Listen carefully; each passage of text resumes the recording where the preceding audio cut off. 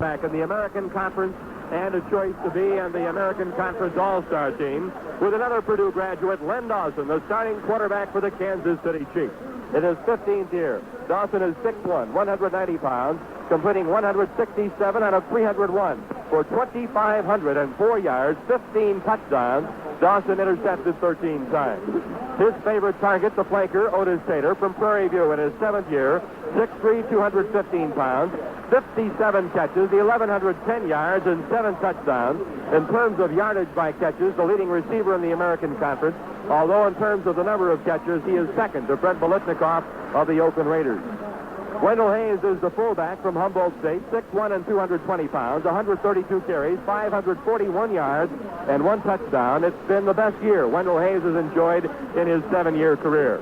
Ed Podolak, the halfback, 3rd year from Iowa, 6'1", 204 pounds, the 10th rusher in the American Conference with 184 carries for 708 yards and 9 touchdowns. Morris Stroud, the tight end, 3rd year, Clark College, 6'10", 255 pounds, 22 catches, 454 yards and a touchdown. Elmo Rice, the other wide receiver, a rookie from Houston, 6 feet, 190 pounds, 26 catches for 524 yards and 3 touchdowns. Now as the color guard comes to the center of the field, and here to bring it to you is Dick Carlsen.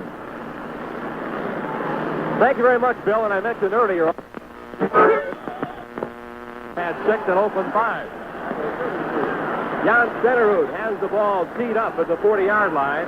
And the deep man, Mercury Morris on the far side, and Hubie Ginn on the near side at the goal line for the Miami Dolphins. And we're about ready for the start of the playoff game between the Chiefs and the Dolphins. Stenerud, stick in the air. It's a high one. Into the end zone, through the goal post, and Mercury Morris lets it bounce out of the end zone. That kick carried 5 yards deep right down the upright. And the Dolphins, with Bob Grigsby at the helm, will have the ball on their own 20-yard line. Offensively across the front for the Dolphins. Doug Cruson, left tackle. Bob Kuechenberg, left guard. Bob DeMarco, the center. Larry Little, the right guard. And Norm Evans, the right tackle. Paul Warfield, wide left. Howard Twilley is wide to the right side. An I formation with Sonka and Kick. Fleming, the tight end, the handoff, kick up the middle, runs right into Curly Culp as he comes to the 20-yard line. Beatty picks up a yard. Willie Lanier is also there. Call it a gain of a yard. It'll be 2nd down and 9 yards to go. The Dolphins come out on the ground, something that's been very successful for them throughout the year. The combination of Jim Kick and Larry Sonka. Mercury Morris comes in and Kick goes out. Morris is in the I formation behind Sonka. Twilley wide to the right side. Warfield tight up on the left. Fleming is the tight end on the right. Twilley almost a wingback on the right. Handoff. Sonka trying right guard. Gets it across the 25. Out near the 26 where Jim Lynch brings him down. Defensively, this is how it looks for Kansas City. Marvin Upshaw, the left end. Curly Culp and Buck Buchanan. 2 all-conference selections are the tackles. Darren Brown, the right end. Bobby Bell, another all-conference man, is the left end with Willie Lanier, another all-conference selection. The middle linebacker, Jim Lynch, the right linebacker. Jim Marsalis and Emmett Thomas, the cornerback. And Jim Kearney and Johnny Robinson are the safety. Twilley wide to the right side on 3rd down and 4. Warfield is in the slot. The running backs are Kick and Sonka, side by side. Fleming, the tight end, left. 3rd down and 4 as Lanier stunts in the middle. Grigsby rolls out, wants to throw, rolling right. Has a little time, pumps and fires, and it's incomplete. Intended for Howard Twilley at the 50-yard line. And the crowd gives a nice hand to the Kansas City defenses they have held. And Larry Seifel will be called upon for the first time, the fun of the football game. Seifel averaging 40.1 yards a kick. Looks very much like Don Shula will be calling the play today. He has sent a play in on each call, and I would imagine that he might go with that all afternoon.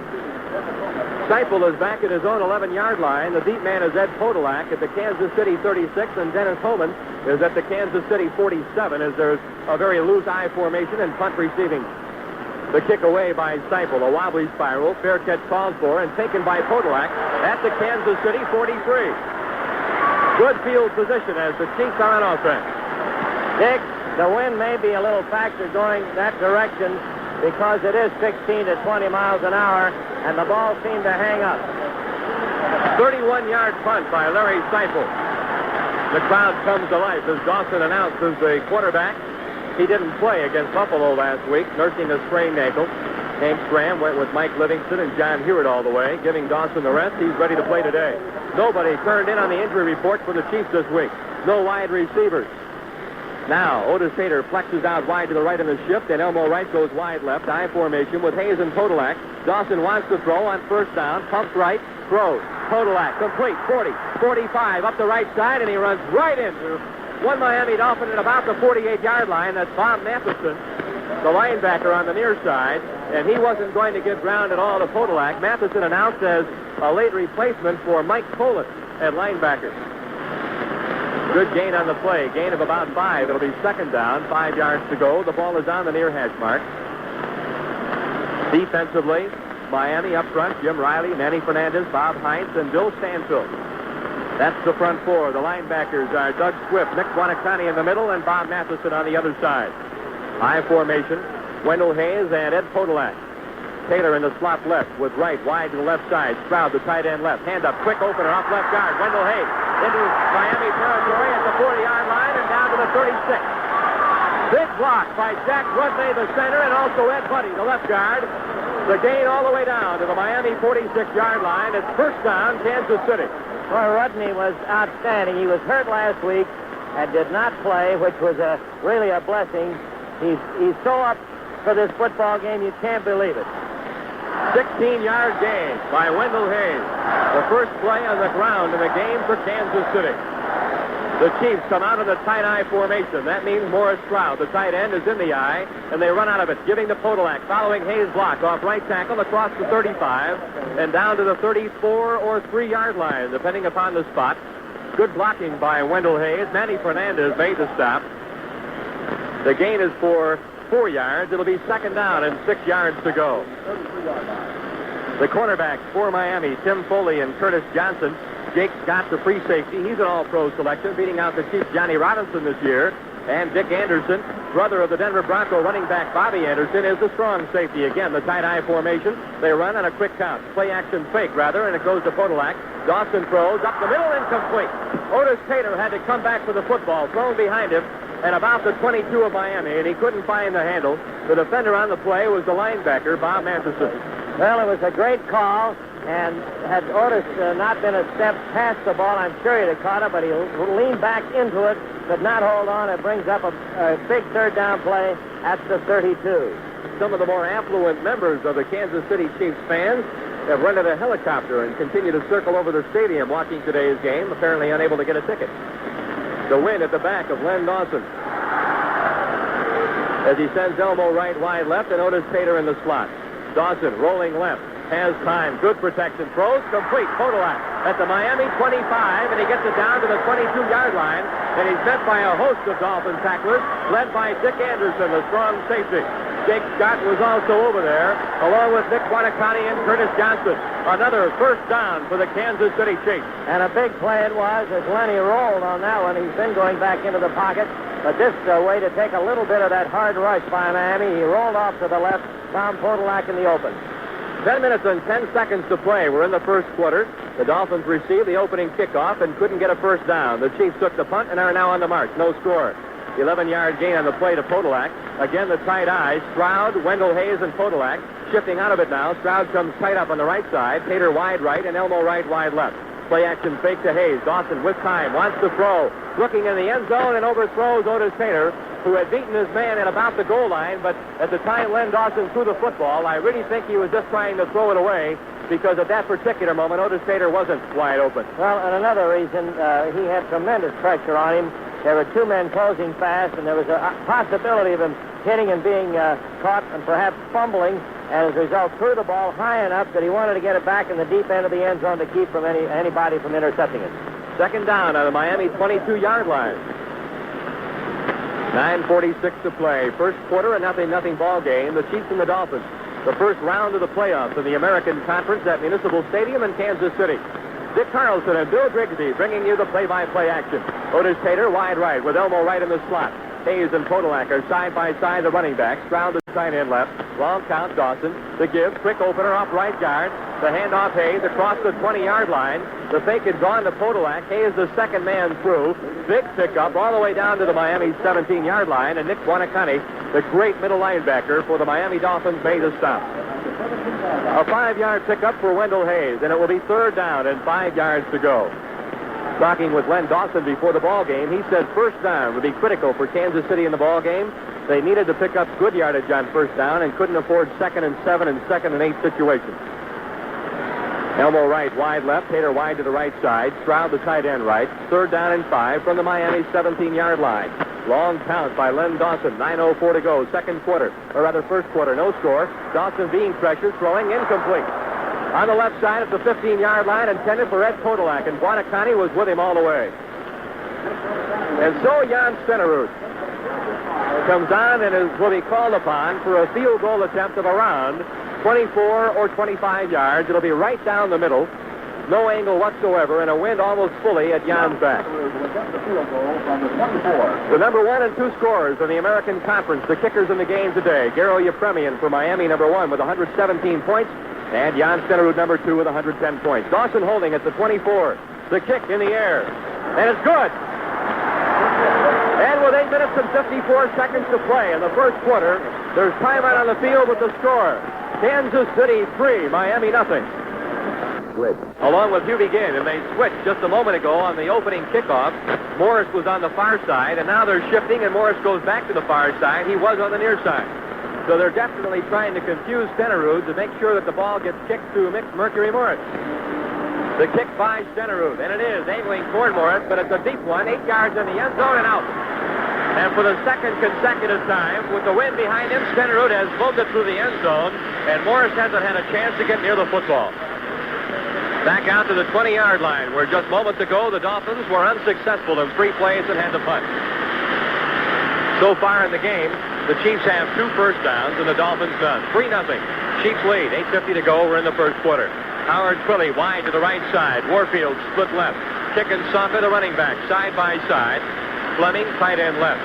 Grigsby, long count at quarterback. DeMarco, the center, with one hand on the football. Snaps to Grigsby. Hands to Sonka, sweeping right. Hit by Bell at the 19-yard line. Bobby Bell, the left side linebacker, read the sweep beautifully, shot up, and there will be a loss of a foot or two. Caught it second down and about 11 yards to go, and a great defensive play by Bobby Bell. It isn't often you see people make one-on-one tackles with Zonka, and this time it was Bobby Bell, who's one of the greatest. Bobby Bell, who gets himself high for every ball game, a real pro. Warfield wide left and Twilley wide to the right side. Second down 11 at the 19. Grigsby drops straight back, looks for Warfield. Time count. Caught by Warfield at the 39 and run out of bounds at the 43-yard line as he got behind Emmett Thomas and caught the ball over his shoulder. Thomas lost sight of the football for an instant, and that's all Warfield needed. There's the first down of the game for the Miami Dolphins. That was a spot pass. He threw that ball a long time before Warfield even looked around. Warfield knew where the ball was going to be, turned around at the exact moment and made the catch. A great pass by Grigsby. 24-yard gain. Warfield wide right, and Twilley is in the slot. Fleming, the tight end left. Sonka and kick the running back. First down at the Miami 43-yard line near hash mark. The handoff. Sonka, right guard, pulls his way across the 45, out to the 46, and Willie Lanier and Marvin Upshaw wrestle him down. Curly Culp also there to help. The gain is out to the 46.5-yard line, so the gain will call for 3, and it'll be second down and a short 7. The wind really kicking up in the face of Bob Grigsby, the Miami quarterback. Grigsby, who completed 55.1% of his passes this year. Warfield wide left. Twilley wide to the right side. Sonka and kick side by side, the running back. Long count again by Grigsby. Play action fake to kick. Being pressured. Great pressure put on by Buchanan. Grigsby throws for Warfield. Way overthrown at the Kansas City 25 as tremendous pressure was being put on by Buck Buchanan, Curly Culp, and Aaron Brown. And while Warfield drops in from the pasture, let's identify our stations. This is the Kansas City Chief Network. ACMO KFMU, Kansas City, Missouri. Happy holidays from the friendly folks at U.S. Mart, who bring you super discount prices on the choicest of the choice. USDA Choice Personally Selected Beef. U.S. Mart Super Discount Food. Well, there was a good indication about how you can beat and have to beat the Miami Dolphins, and it's all up front in that defensive line. You've got to keep the pressure on Grigsby. 3rd down and 7. Warfield wide left, Philly split right. Fleming, the tight end, flex to step or two off the right tackle. Long count. Upshaw, a little edgy, and he draws Fleming offside. Flags all over the place, and Grigsby wanted to throw. Upshaw jumped off but got back, and Mar Fleming jumped, and that will be a violation, I believe, against the Miami Dolphins. Certainly will. It'll be a 5-yard mark off, put the ball back inside the 45 and make it 3rd and about 12, which really gives you a little more yardage to work with and raises the possibility of perhaps a blitz on Grigsby.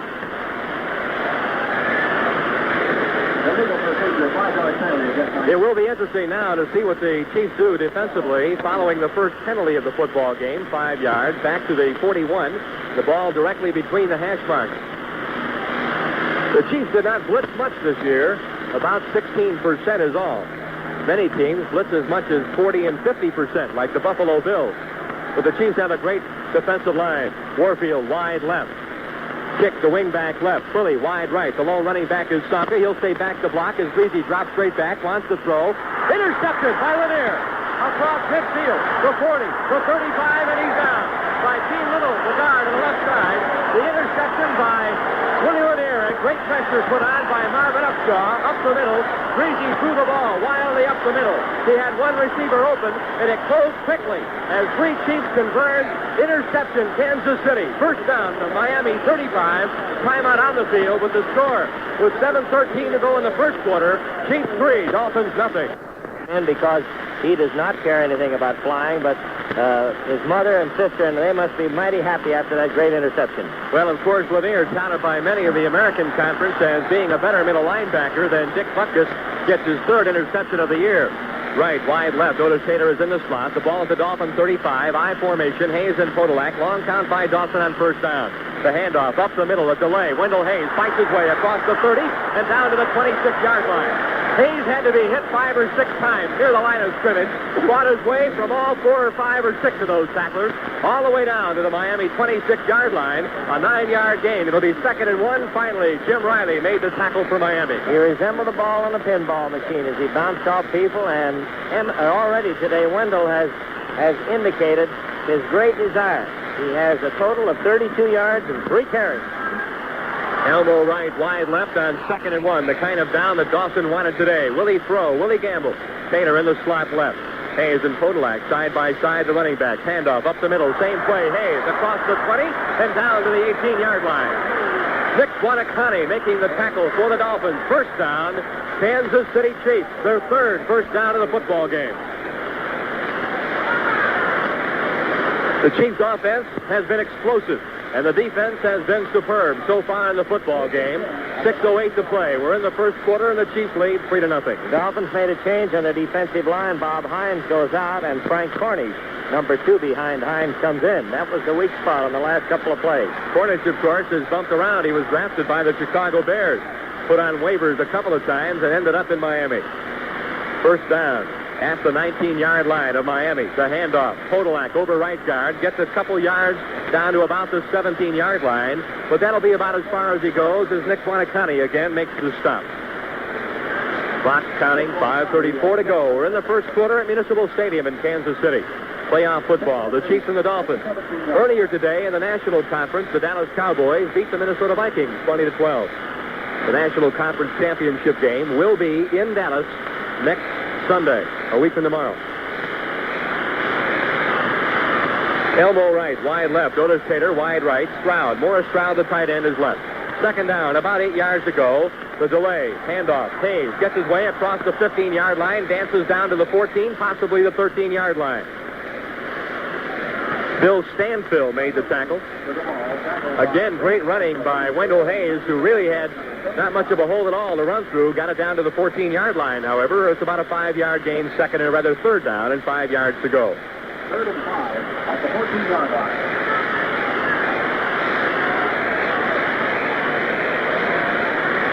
On 3rd down, the Chiefs have gotten the first down once out of 2 times so far in the ball game.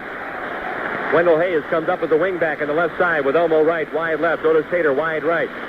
Dawson in trouble, throwing up the middle, incomplete. intended for Otis Tater at the 5-yard line. A quick look in for Otis, and he was being covered by Nick Buonacani. There are flags in the play, however, at the 18-yard line, and the walk-off is against the Miami Dolphins. And it's against Buonacani. He was offside, I believe. He was the first man in the backfield. He was there almost before the ball was thrown. It looked like he was going to be able to get to Dawson as they had the blitz on, but there is going to be a penalty. It's going to be so close that the officials go over to look it over. It'll make it short of a first down by maybe 3 or 4 inches. It'll be short of a first down when they place the ball down. So it's third down and about 3 inches to go for the first down, and it's a big penalty against Miami offside. The second penalty against the Dolphins, totaling 10 yards. Both have been offside penalties, one against the offense, now one against the defense. Now here's the kind of play where if he chose, Len Dawson could gamble just a little bit. More than likely, however, he will go for the first down, keep the ball on the ground, and avoid any chance of a mistake and have first down and goal. We'll see. Elmo right, wide left, and Otis Tater is in the slot. Hayes and Podolacker side by side. Stroud, the tight end on the right side. The line sets. Dawson on the long count. Eyes the defense, turns, hands off. Up the middle, it's Wendell Hayes, first down. All the way down to the 7-yard line. Great blocking up the middle, Jack Rudnay and Mo Mormon. First down, goal to go. Kansas City, the 4th first down of the game for the Chiefs. Jim Otis hustles out on the field for the Chiefs and has a play for Len Dawson as they stand and confer in the huddle at the 18. And coming out of the game is Wendell Hayes. And Wendell gets a great hand. I was hoping someone would leave the field. Well, those that can go back to an Orange Bowl game and those who are Kansas fans know it can happen. The tight eye with Stroud, the tight end in the eye. Dawson dropping back, wants to throw. First and goal, complete. Podolak, right side. 12, 5, touchdown! Ed Podolak was untouched as he went into the end zone. Officially, it'll be a 7-yard touchdown pass. A great block from Jack Rudnay, and the Chiefs lead 9-0.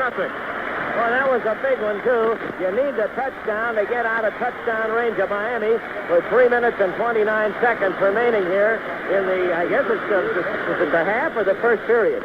First period. Well, I'll tell you, I'm a little bit carried away today. 3:29 left to go in the first period. The Chiefs lead 9-0.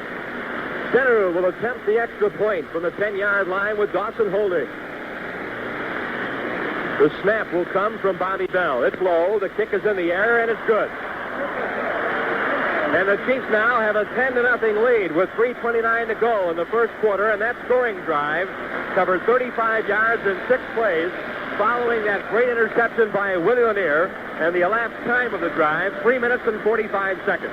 Well, Dick, it makes it a different football game. Now the pressure is indeed on Miami as they've fallen behind by 10 points. We're still in the first period. Of course, there's lots of football time left, and with an explosive offense like Miami's, anything can happen. But again, you go back to a strong defense, perhaps is the best offense. And it was Willie Lanier who once again brought this to this big crowd's attention as he stepped in front of the receiver, intercepted, and ran the ball back to the 35.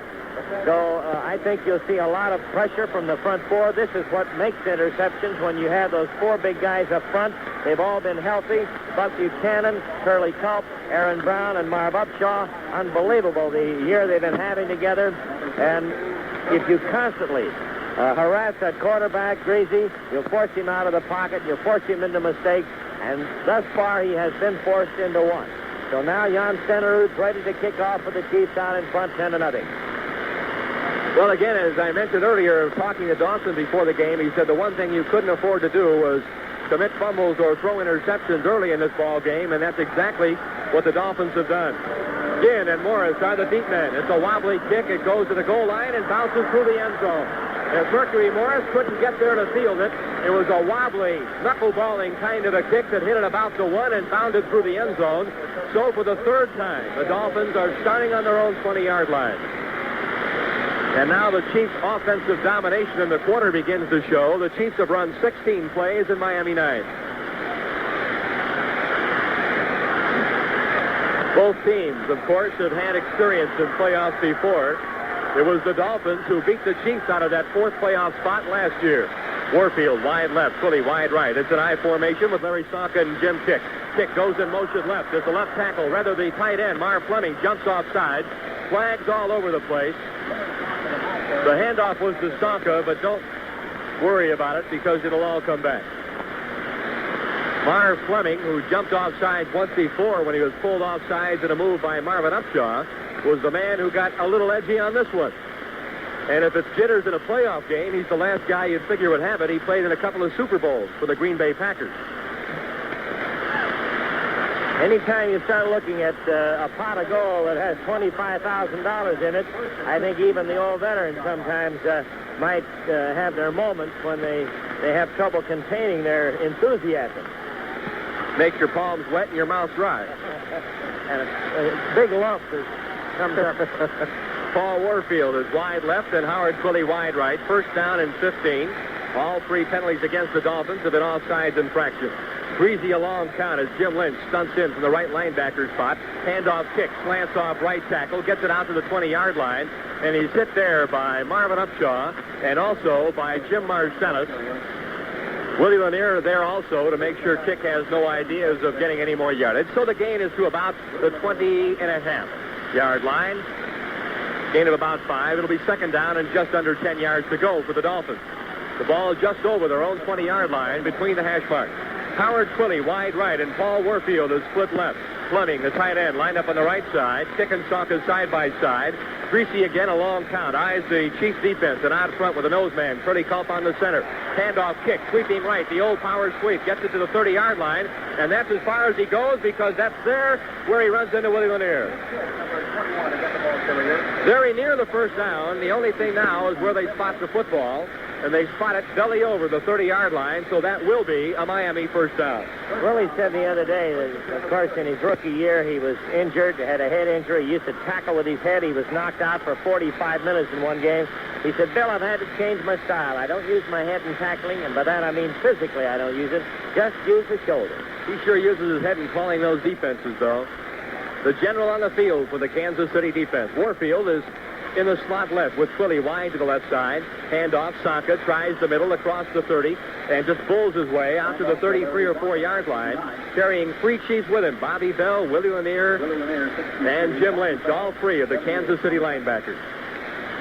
The gain is for about 4 yards, so it'll be second down and 6. A minute 38 to play in the first quarter. 10-0, Chiefs lead.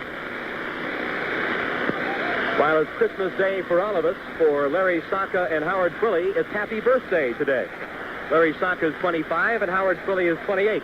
Twilly takes his birthday present wide to the right side, and Paul Warfield wide left, kick in motion right. Saka gets the ball, right tackle, gets it out to about the 38 or 39-yard line. It'll be short by about a yard, and Jim Kearney is there with Willie Lanier to make the tackle for Kansas City. So it brings up third down and just a little bit more than a yard to go. The ball on the hash mark, far side at the 39-yard line. The Dolphins have yet to convert a third down into a first down in this football game. They've tried twice. Clock continues to move with 52 seconds to play in the first quarter. No wide receivers. Warfield, the wingback on the right side. It's a double tight end. Long count by Bob Grigsby as one of the middlemen in that Chiefs defensive front. Looked like he may have leaned offside, and there's flags on the play. The play, I believe, would have been short of the first down, too, as the handoff was to Jim Kick. Just barely over the 40-yard line. It's actually a first down, but I'm sure they'll take the penalty anyway because there would be no doubt about it in that case. But he did get the first down, so if you're feeling bad about the penalty, really don't feel that bad because they would have had it anyway. I believe it was Kearney Culp, who was the nose man on the center, who got just a little bit anxious and leaned forward with his helmet over the football. Probably whispered something nice in Bob DeMarco's ear. Something nice like, don't look up after you snap the football, or watch out for my forearm, or I used to be an NCAA wrestling champion. Paul Warfield, wide left. Howard Twilly, wide to the right side. First down at the Dolphins' 44. Greasy under pressure from Buchanan, throwing. Warfield complete. Down to the 30-yard line of Kansas City, dancing back, going to the center of the field, the 25. Hit by Lanier, still on his feet, hit by Lanier again, and down to the 21-yard line. Warfield caught the ball at about the 33-yard line and the near sideline, danced away from a couple of people, made a move back to the inside, and was finally brought down at the 21-yard line and the near hash mark. I couldn't believe the one official on this side. He went down and marked the place. He thought that the Warfield had stepped out of bounds, where it looked from up here like he had. And then he started following the play. An unbelievable call by number 35, the official out on the field, Leo Miles.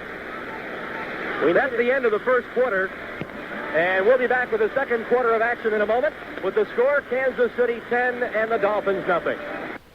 Dominated the early part of this football game and lead 10-0 as Miami prepares to put the ball in play. 35-yard gain for Paul Warfield and Bob Grigsby on the play, and they have their deepest penetration, the Kansas City 21. Warfield is split left and Howard Philly split right. Shaka and Tick are the running backs side by side, and Marv Fleming, the tight end, lined up on the right side. Another long count by Bob Grigsby, the quarterback, as there's a hush in the stadium. The handoff, Saka sweeping left. Has a block, but Aaron Brown reads the block and wraps Saka up at the 20-yard line. Saka turns around and checks the numbers on Aaron Brown's chest to make sure he doesn't run into that man again. 87, Larry. Emmett Thomas was also over there to help take out the interference. The gain is for a yard at second down and 9, just inside the Kansas City 20-yard line. 10-0. The Chiefs have the lead. The Dolphins are marching. 14 minutes and 25 seconds to play in the first half. Howard Footy wide right. Has yet to have a ball thrown at him today. Paul Warfield is split left. Saka and Tick the running back. Quicker count this time. Grigsby back to throw. Has a little time. Now rolls out of the pocket. Rolling right. Throws. Complete. Marv Fleming at the 5-yard line. And he's down to the 4 as he's hit and upended by Jim Kearney. And a great bit of scrambling by Bob Grigsby. And a great pattern being run by Marv Fleming on the play as he got a step open on the tight end safety, Jim Kearney, at about the 6. Caught the ball at the 5. Fell down at the 4. And it's first down and goal to go, Miami. You're right. It was the scrambling that paid off. And Grigsby's a great one for it, as the front four of the Chiefs had a great rush on him, and he just moved out to the right and spotted Fleming for the big gainer and the first down at the 4. The 5th first down for Miami. Each team now has 5. Warfield is a wingback on the right side. There's a double tight end. Kick and Saka are the running backs. No wide receivers on the play. Kick with the handoff. 5 left guard. Gets it across the 5 and the 4, down to the 3 and possibly the 2-yard line. We'll wait for them to unpile. The lead blocked by Bob Kuechenberg, the offensive guard. The tackle made by Aaron Brown and by Willie Lanier. Mark the football at the 3, so it's a gain of 1. Second down and goal to go from the 3-yard line. And the Kansas City defense that has held in situations like this before is called upon to do it again. Paul Warfield is split left, the lone wide receiver. The double tight end is Jim Mandich on the right side and Marv Fleming on the left side. Play action fake to kick. Looking in the end zone and throwing incomplete, but we'll have a flag on the play. Marv Fleming jumps to his feet complaining about a pass interference, and that's exactly what the call will be against Jim Kearney, the strong safety who did not do it intentionally, but it makes no difference. He tripped Marv Fleming in the end zone. And it's a big play as far as Miami is concerned. It will bring up first down and goal to go from the 1-yard line. Actually, Jim had turned around to see where the ball was, and Fleming had stopped, and he just ran up his back. And unfortunately, whether it's accidental or not, it's interference and sets Miami for the first and goal at the 1, which makes it tough from this spot in. 12:40 to play in the second quarter. Chiefs 10, Dolphins nothing. Double tight end with Mandich and Fleming. Kick and Saka, the running back. Warfield, the wing back on the right side. Grigsby hands it off. Saka up the middle, touchdown. The Miami Dolphins have put some points on the board as they convert from the 1-yard line. Saka up the middle for the touchdown. And now with 12:38 to play in the half, it is Chiefs 10 and Miami 6. And Garo Yepremian comes in the game for the extra point. 1-yard line by Larry Saka for the touchdown. Number 1. Garo Yepremian, who's a left-footed kicker. Soccer style from Cyprus, who played soccer in both Cyprus and in England. Spent some time on the Detroit Lions cab squad before going to Miami last year. Puts it right down the middle, and there's time out on the field with 12 minutes and 38 seconds to play in the half, and the score, Kansas City 10, Miami 7. The Fulton Miami offense has put 7 points on the board with 12:38 left to go in the first half. The Chiefs leading 10-7, and Yepremian will kick off. The scoring drive went 80 yards in 9 plays and took 5 minutes and 45 seconds off the clock. Yepremian kicks it deep, angling it through the uprights and over the end zone. It hit right at the back line, and Warren McVay and Ed Podolak stood there and watched it hit as they had no chance at all to run it out. And the Chiefs will have it on their own 20-yard line, and we've seen some great kicking from both Yepremian and Stenerud this afternoon. Of course, everybody figured that it could come down to those two fellas in a game like this. So now, with the offensive momentum swung around to the Miami side, Len Dawson comes back on the field, and the Chiefs have a 10-7 lead. The Chiefs, of course, would very much like to put more points on the board in this kind of a situation and take some of the edge off that great 80-yard touchdown drive of Bob Grigsby and the Miami Dolphins. Tight eye formation, Stroud, Hayes, and Podolak. Handoff, Hayes, right tackle, across the 20, gets it out to the 23, maybe the 24-yard line, before he runs into the linebacker on the left side, Doug Swift. Mark it at the 24, so it's a 4-yard gain for Wendell Hayes.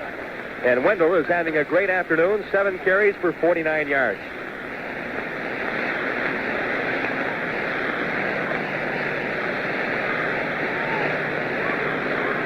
Fine crowd for today's game, in excess of 50,000 at Municipal Stadium, Kansas City. Elmo right is wide left, Otis Tater in the slot. Stroud the tight end right, I formation, Hayes and Podolak. 2nd down and 6 at the 24 of the Chiefs.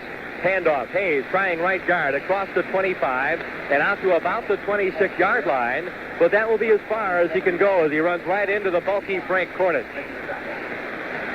Cornish, by the way, has tremendous size. At one time, he weighed well over 300 pounds, but right now, Cornish weighs in at about 285.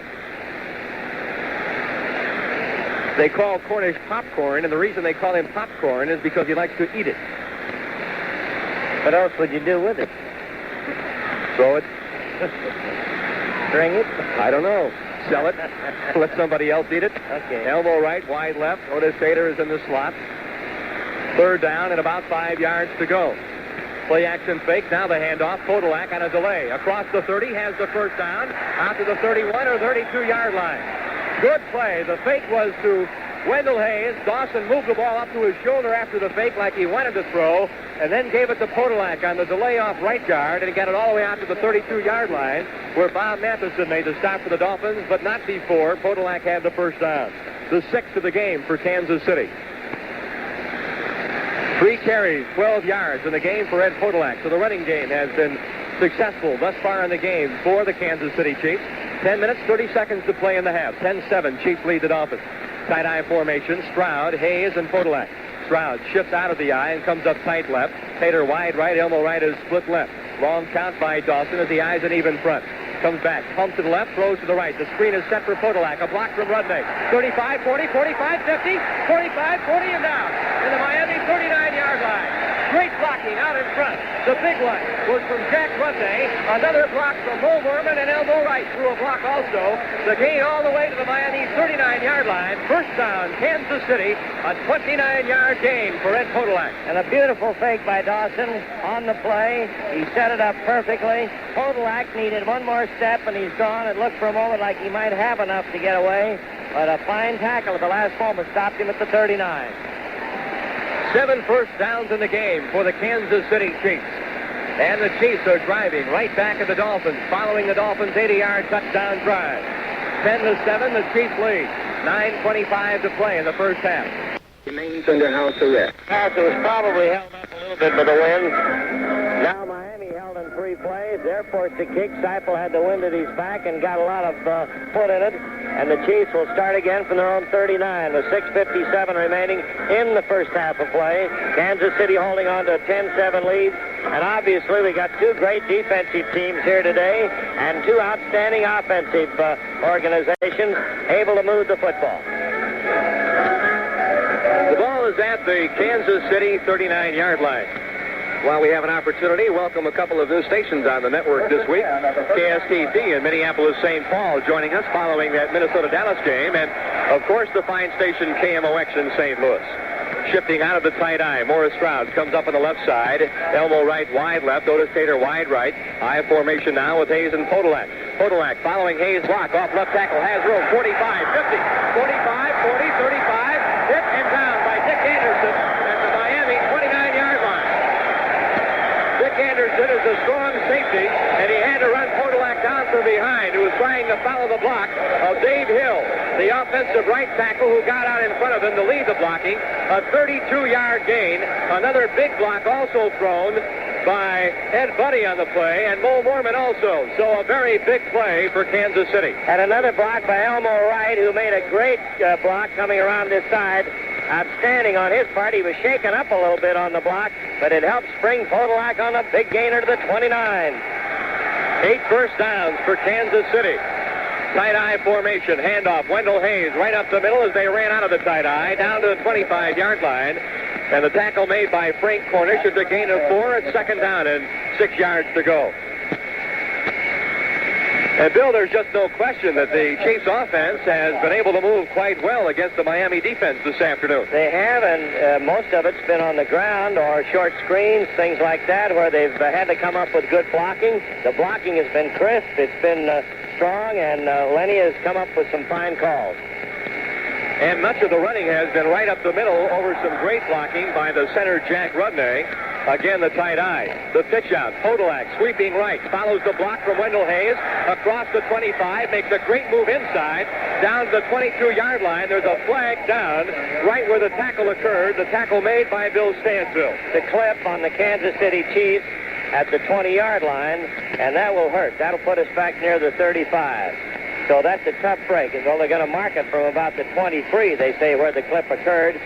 So that puts it back out to the 38, and Kansas City must start once again at second and long yardage. It'll be second and about almost 20 yards to go. So it's a tough call. They've marked the football at the 37, so the clipping penalty was marked off from the 22. It's second down and 23 yards to go. Or correct me, second down and 18 yards to go.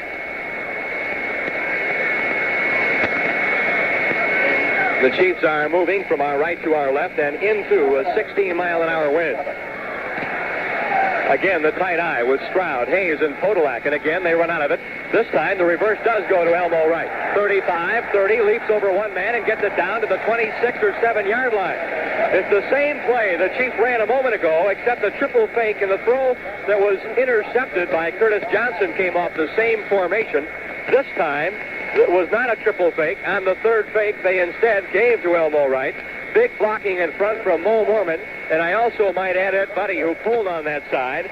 And Elmo Wright carries for the second time this year and picks up good yardage. The last person I saw really perform that triple fake on Christmas Day was my Uncle Charlie with a big plate of turkey. I'm sure Elmo put on a few more moves than Uncle Charlie. A 10-yard gain. Again, the tight eye, and this time, again, the reverse to Elmo Wright on his feet. A big block, 25, and down to the 22-yard line. The block came from Dave Hill. As Elmo Wright was trapped back at the 32-yard line, Hill came back and threw a very big block, allowing Elmo to get a little room down the right alley, and the gain is all the way down to the Miami 22-yard line. It's about 2.5 yards short of the first down. It'll be fourth down, and Jan Stenerud is in the game to attempt a field goal from the 30-yard line. It's into the wind, right into the wind from the far hash mark with a slight angle. 10-7, Chiefs lead. 3:57 to play in the first half, and the clock is moving. Bobby Vell over center will snap. We wait. High snap. Placement by Dawson. Kick in the air. No good. No good. No indication whether it was wide to the right or left, and we have a poor angle to see, but I believe it was wide to the right. And so, there is timeout on the field with the ball coming back out to the 20. 3:45 to play in the half, and the score, Chiefs 10, Dolphins 7. Schlitz. Middle quarterback Bob Grigsby, running back Larry Sonka, defensive end Bill Stanfield, safety Jake Scott, and kickoff return specialist Eugene Mercury Morris. Twilly wide right. First down, Dolphins on their own 20. Warfield split left. Grigsby wants to throw, does. Up the middle, incomplete. Warfield wide open at the 35-yard line is the most embarrassed man in pro football right now as he dropped it in front of 51,000 people. He took his eye off the ball. He looked to see where the secondary was, and the ball was perfectly thrown. It would have been a big gainer.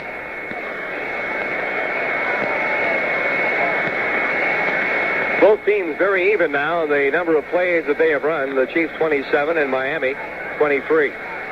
Twilly wide to the right side, and Warfield is wide left.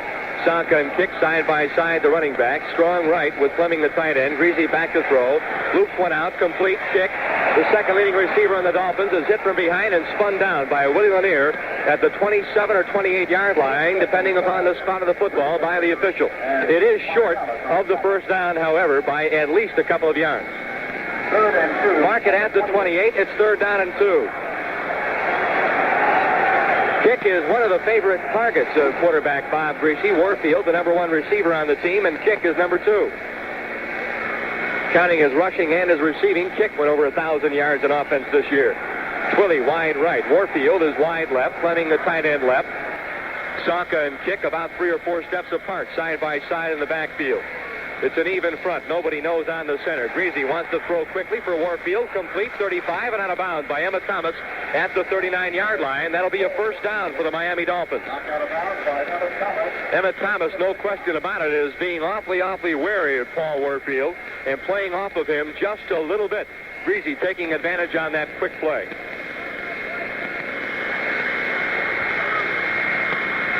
Otto Stowe comes in the game in place of Howard Twilly, the number 1 draft choice of the Miami Dolphins from Iowa State.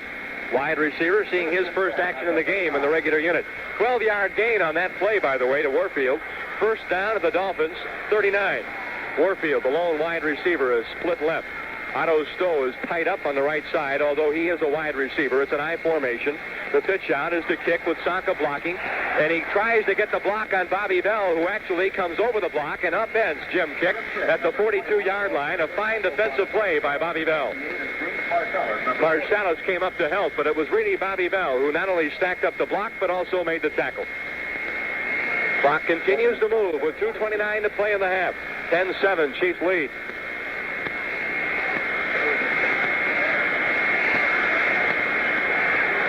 Bob DeMarco comes up over center. It's an I formation with Sanka and Kick.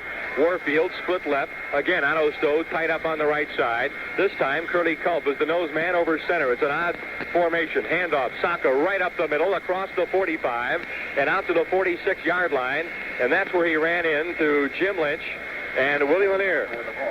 Willie Lanier and Jim Lynch on the tackle. And the 2-minute warning now will be given to both benches following that game that makes it 3rd and 2. And with timeout on the field, 2 minutes to play in the half to score, it's Chiefs 10, Dolphins 7. Well, we got to hold him now with the ball at the 47-yard line of the Dolphins. 3rd down and 2 to go. A critical 3rd down play. Chiefs lead 10-7. 2 minutes straight up left to go in the first half. The two helmets are painted at the center of the field, and where the football rests is right at the nose of the Dolphin on the Miami helmet. So the Dolphin controls the football at the 47, directly between the hash marks at 3rd and 2. Boy, that's really reaching, isn't it? Otto Stowe is wide right. Paul Warfield wide left, 3rd and 2. Grigsby threw in this situation last time. Kick and Sanka side by side. The running backs, long count. It's an even front with nobody. Nose on the center this time. Grigsby does want to throw. No, he was going to do the quarterback draw, and he's hit for a loss. Back at the 43 or 4-yard line, Curly Culp came in and read the play beautifully, and Buck Buchanan wrapped him up. It looked like Grigsby was going to just run the quarterback draw. He dropped back 3-4 steps, set the throw, and then started to run, possibly because he saw the great rush. But not only do they fail on 3rd down, but take themselves well out of any possible field goal range for Garo Yepremian, even with the great wind behind them. And Larry Seipel is in the punt for the 3rd time. He has 2 kicks, 31 and 42 yards. The deep man, Podolak, at the Kansas City 12.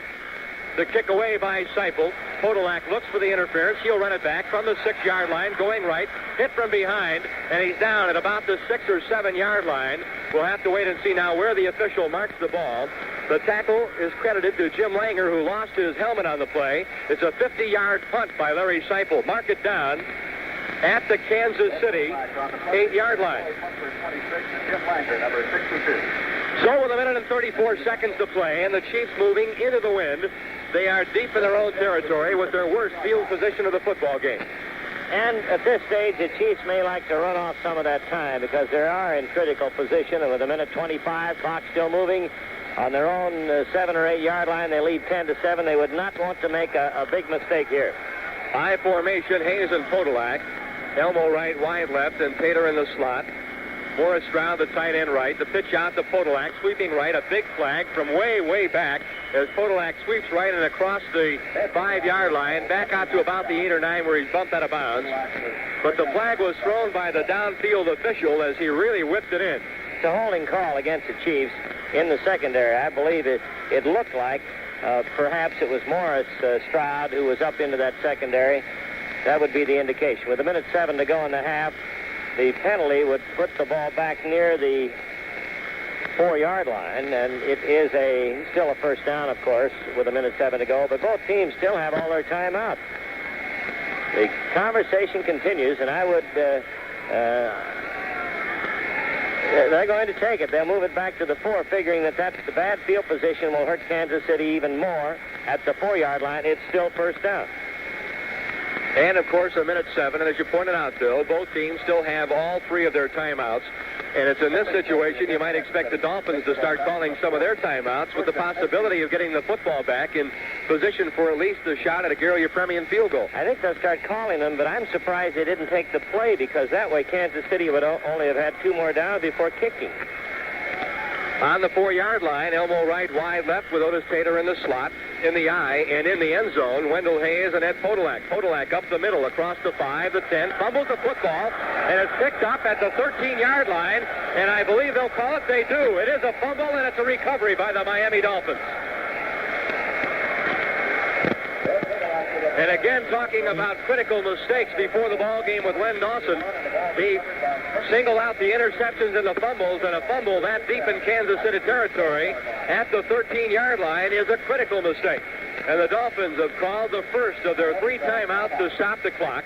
The ball is between the hash marks at the Kansas City 13, and at worst, the Dolphins could almost expect to come out with a tie game at halftime.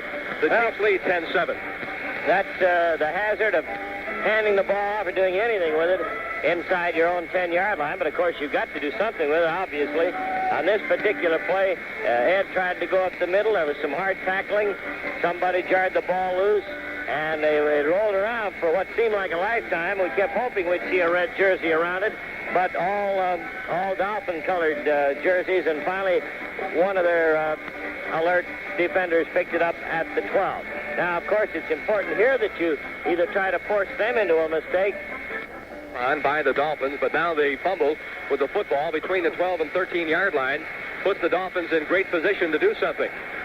Dick Anderson, the strong safety, is the man credited with recovering that fumble by Ed Podolak. First and 10 at the 12-yard line. Howard Twilley back in the game is wide right, and Paul Warfield is split left. Saka and Kick, the running backs. Grigsby wants to throw, looks for Warfield. Time count complete to Warfield at the Kansas City 8. The clock continues to move with 53 seconds now to play in the half. Emmett Thomas made the play defensively, and that was a real gamble on a time count by Grigsby because Emmett Thomas turned an instant too late to make a play for the football. Had he turned an instant sooner, he would have had a shot at an interception with nobody in front of him. Clock continues to move. The Dolphins do not call the timeout to stop it. They have 2 remaining, 27 seconds to play. Howard Twilley wide right. Grigsby back, wants to throw, looks for the end zone for Twilley, overthrows him in the end zone. Way, way overthrown as he tried to roll around to Jim Marsalis in the end zone, but the ball thrown very, very deep in the end zone, and Marsalis did a great job of putting the hammer on Howard Twilley before that football was thrown and delaying him in the pattern just an instant. And Jim Lynch put it to Bob Grigsby as he made great contact with Grigsby to knock him down just as he released the ball. In fact, he might have hit him just as he was throwing him because the ball was overthrown.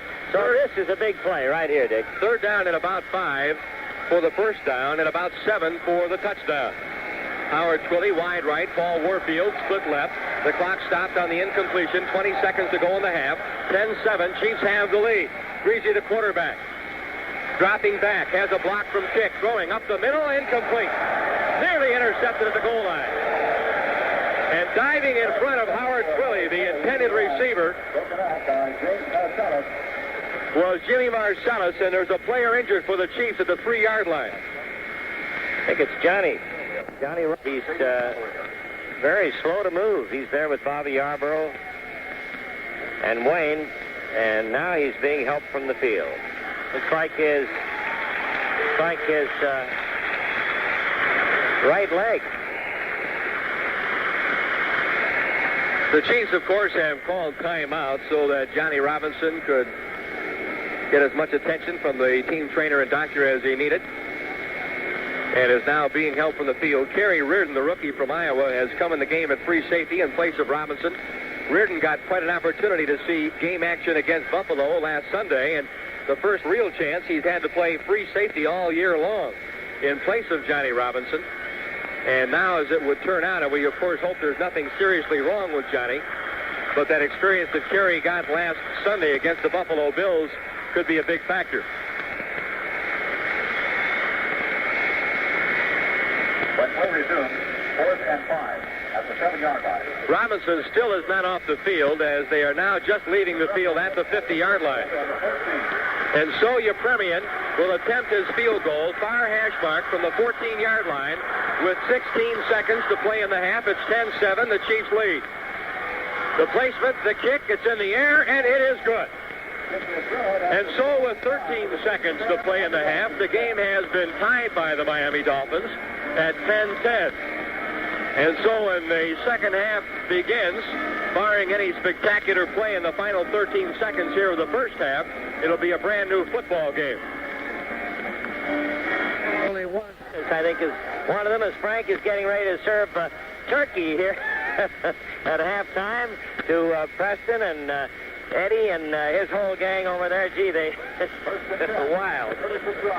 Santa Claus made an appearance before the game today and was asked to make a couple of announcements as to who he thought should get the Christmas Day victory, and it was like he was running for national office. He said, "May the best team win." Elmo right, wide left, Otis Tater, wide right, Hayes and Podolak, side by side the running backs. And Dawson back, wants to throw, loops it out in a lateral to Hayes at 35, the 40, and he's down at about the 43-yard line. And that is the last play of the first half, as Dawson finishes with 5 out of 8 for about 60 yards in passing. The end of the first half with a score, Chiefs 10, Dolphins 10. We'll be back in a moment on the Kansas City Chiefs Football Network. No question, the Chiefs have moved the ball on offense quite well. The only time their drives have stopped, once on a fumble, once on an interception, and once on a missed field goal, and the other 2 times on scoring plays, a touchdown and a field goal. So offensively, the Chiefs really have had no problems other than getting the ball in the end zone. Defensively, only one scoring drive of 80 yards mars the afternoon for the defensive unit, and in that it was really a questionable big play, a pass from Grigsby to Warfield that was the big play in the drive. So the defense has played quite well. The running game, the Dolphin running game, has not been that good this afternoon, and the only real potent weapon Bob Grigsby has had offensively has been his passes to Paul Warfield, who's been working mostly one-on-one with Emmett Thomas, both in the zone and the man-to-man. In the zone, Warfield has been running those down-and-out patterns into Thomas's zone, and Thomas has been playing off of him just a little bit. So that really has been the factor, and we'll see what adjustment these 2 teams make as the Chiefs prepare to receive here the opening kickoff of the second half from Gary Yepremian. Podolak and McVeigh are in the end zone. The kick away by Yepremian. Podolak at the 1-yard line will run it out up the left side. 10, the 15, to the middle, the 20, the 25, and he's hit there, and he's down at the 25-yard line by Vern Den-Herder, a defensive end, a rookie from Central College of Iowa. So the Chiefs, with good field position at their own 25-yard line, are back at offense. A 10-10 tie as we get the second half underway. And I might point out, Bill, in the fourth quarter it will be significant. The Chiefs are moving against the wind here in the third quarter. They'll have the wind at their back in the fourth quarter. But the wind is beginning to die down. Didn't mean to catch you with your Christmas dinner in your mouth there. Tight eye formation. Stroud shifts out of the tight eye as a tight end on the right side. Tater wide right, Elmo right, wide left. Dawson is back, loops it out. Wendell Hayes complete at the 20. Hit from behind, and he'll maybe get back to the line of scrimmage, but no farther than that, as he was hit from behind by Bill Stanfill and also by Jim Riley. A loss of a yard is the official mark, and so it's 2nd down and 11. And again, Len Dawson goes to his offensive back as an offensive primary pass receiver. In the first half, Podolak caught 4 passes for 52. Wendell Hayes 1 for 7. And now after his second reception, his yardage has gone down to 6 with the loss of that yard. Len Dawson's passing statistics, 6 out of 10 for 58 yards. He's been intercepted once. Again, the shift out of the tight eye. Stroud to the right side. Tater wide right. Elmo right, wide left. Dawson, play action fake to Podolak. He wants to throw. Throws as he's hit. And it's incomplete. Intended for Morris Stroud at the 43-yard line. Stroud went up in the air, and I thought he was going to catch the football, and it just zipped right by him. He never touched it. Dick Anderson defending, but good pressure being put on by Manny Fernandez of that front line, and he really smacked Dawson after he got rid of the football. So Morris Stroud comes out, and Willie Frazier is coming in as the tight end for the Kansas City Chiefs. Frazier went the entire route against the Buffalo Bills last week at tight end as Stroud was nursing a bruised elbow. And Stroud being called out with Frazier in. It's 3rd down and 11. I formation, tight eye with Frazier shifting out of the eye, coming up tight right. Tater wide right, Elmo right, wide left, side by side. Wendell Hayes and Ed Podolak. The fake up the middle to Hayes. Dawson throws under pressure up the middle, complete Elmo right. Caught the football at the 39, and that's where they'll mark it down. First down, Kansas City. Jim Tyrer threw the big block in the pass protection that allowed Len Dawson that extra split second to find Elmo open on the curl at the 39. First down, Kansas City, the 9th first down for the Chiefs in the ball game. And a big one it is. And the first time we've hit a wide receiver on a pass. And the first time we've thrown to Elmo Wright in the football game. 15-yard gain on the play. First down at the Kansas City 39. Frazier shifts out of the tight eye to the right side with Tater wide right, Elmo right, wide left. Hayes and Podolak, the running back. The handoff to Hayes, off right tackle, across the 40 to 45 and out to the 46-yard line. And the tackle was made by the linebacker, Doug Swift. He caught Hayes by the ankles from behind. But good blocking on that side by Dave Hill and also by Mo Mormon as they just sprung open the hole like a gate. And Willie Frazier also making a good block. He's the tight end on that side. 7-yard gain, 2nd down, and 3 yards to go. The football between the hash marks right on the KC. And the helmet of the Kansas City Chiefs at the 46-yard line. Elmo right, split left. Otis Tater is in the slot to the left side. Frazier, the tight end right. Hayes and Podolak, the running backs. Play action fake to Hayes. Dawson pumps, fires. Complete to Otis Tater. He's bumped. He's still on his feet. Fights his way around one man. Hit by another, and he won't get any further. Curtis Johnson finally is the man to hold him down, but he had the first down in Miami territory at the 48-yard line. The first completion of the day to Otis Tater. First down number 10 for the Kansas City Chiefs. Otis always deals out a little punishment. They had 3 men on him. Finally, were forced to stop him. Otis keeping that effort up to try to get more yardage. And here's what Len Dawson talks about when he says you have to be patient against the zone. Go for the short stuff. Tight eye with Frazier shifting out of the tight eye to the tight end to the right. Elmo right, wide left. Otis Tater wide right. Hayes and Podolak remain in the eye. Quick count again. The throw complete. Otis Tater finds the handle after he juggled the football at the 45-yard line. And he's tackled immediately there by Dick Anderson, who came up from safety, and also by Tim Foley, the cornerback. The gain for about 3 yards at 2nd down and 7. Could have been a bigger gain on the play, but Otis Tater, first of all, had to find the handle on the football.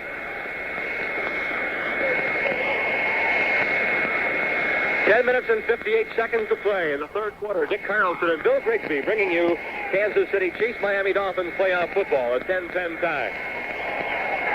The football just shy of the Dolphin 45. Elmo right, wide left. Tater is in the slot. 2nd down and 7. Dawson. Play action fake to Podolak. Wants to throw. Being rushed up the middle. Tater complete at the 36. Wrestles down. Pitches out the Podolak. Across the 30, the 35, the 20, 25, the 10. Down to the 8, the 7, the 6, the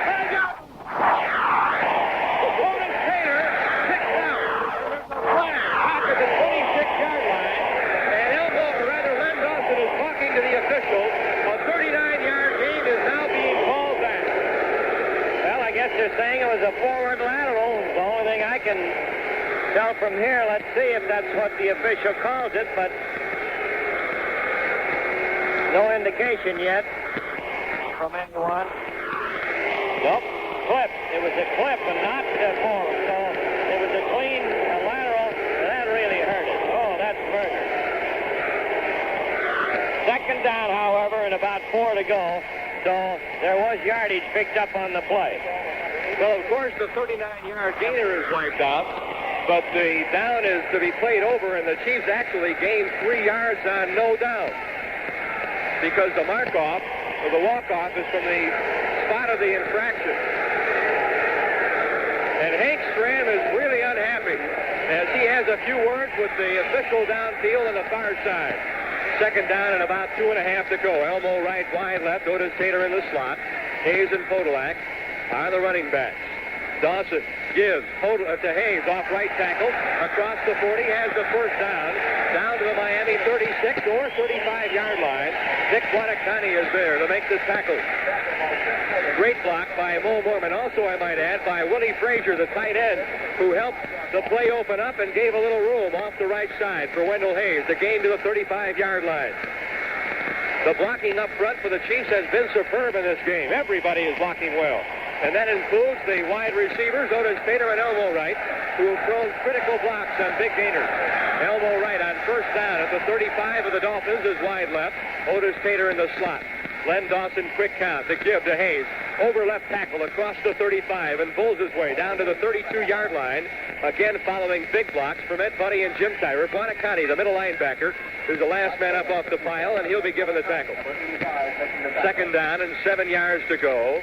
At about the 32.5-yard line, almost the 32 of the Miami Dolphins. And this drive is eating up a lot of time. 9 minutes and 20 seconds to play in the third quarter at 10-10 time. The Dolphins have not had the football offensively in the third quarter. This drive has gone over 5 minutes, almost 6 minutes so far. Elmo Wright is wide left, and Otis Taylor is in the slot.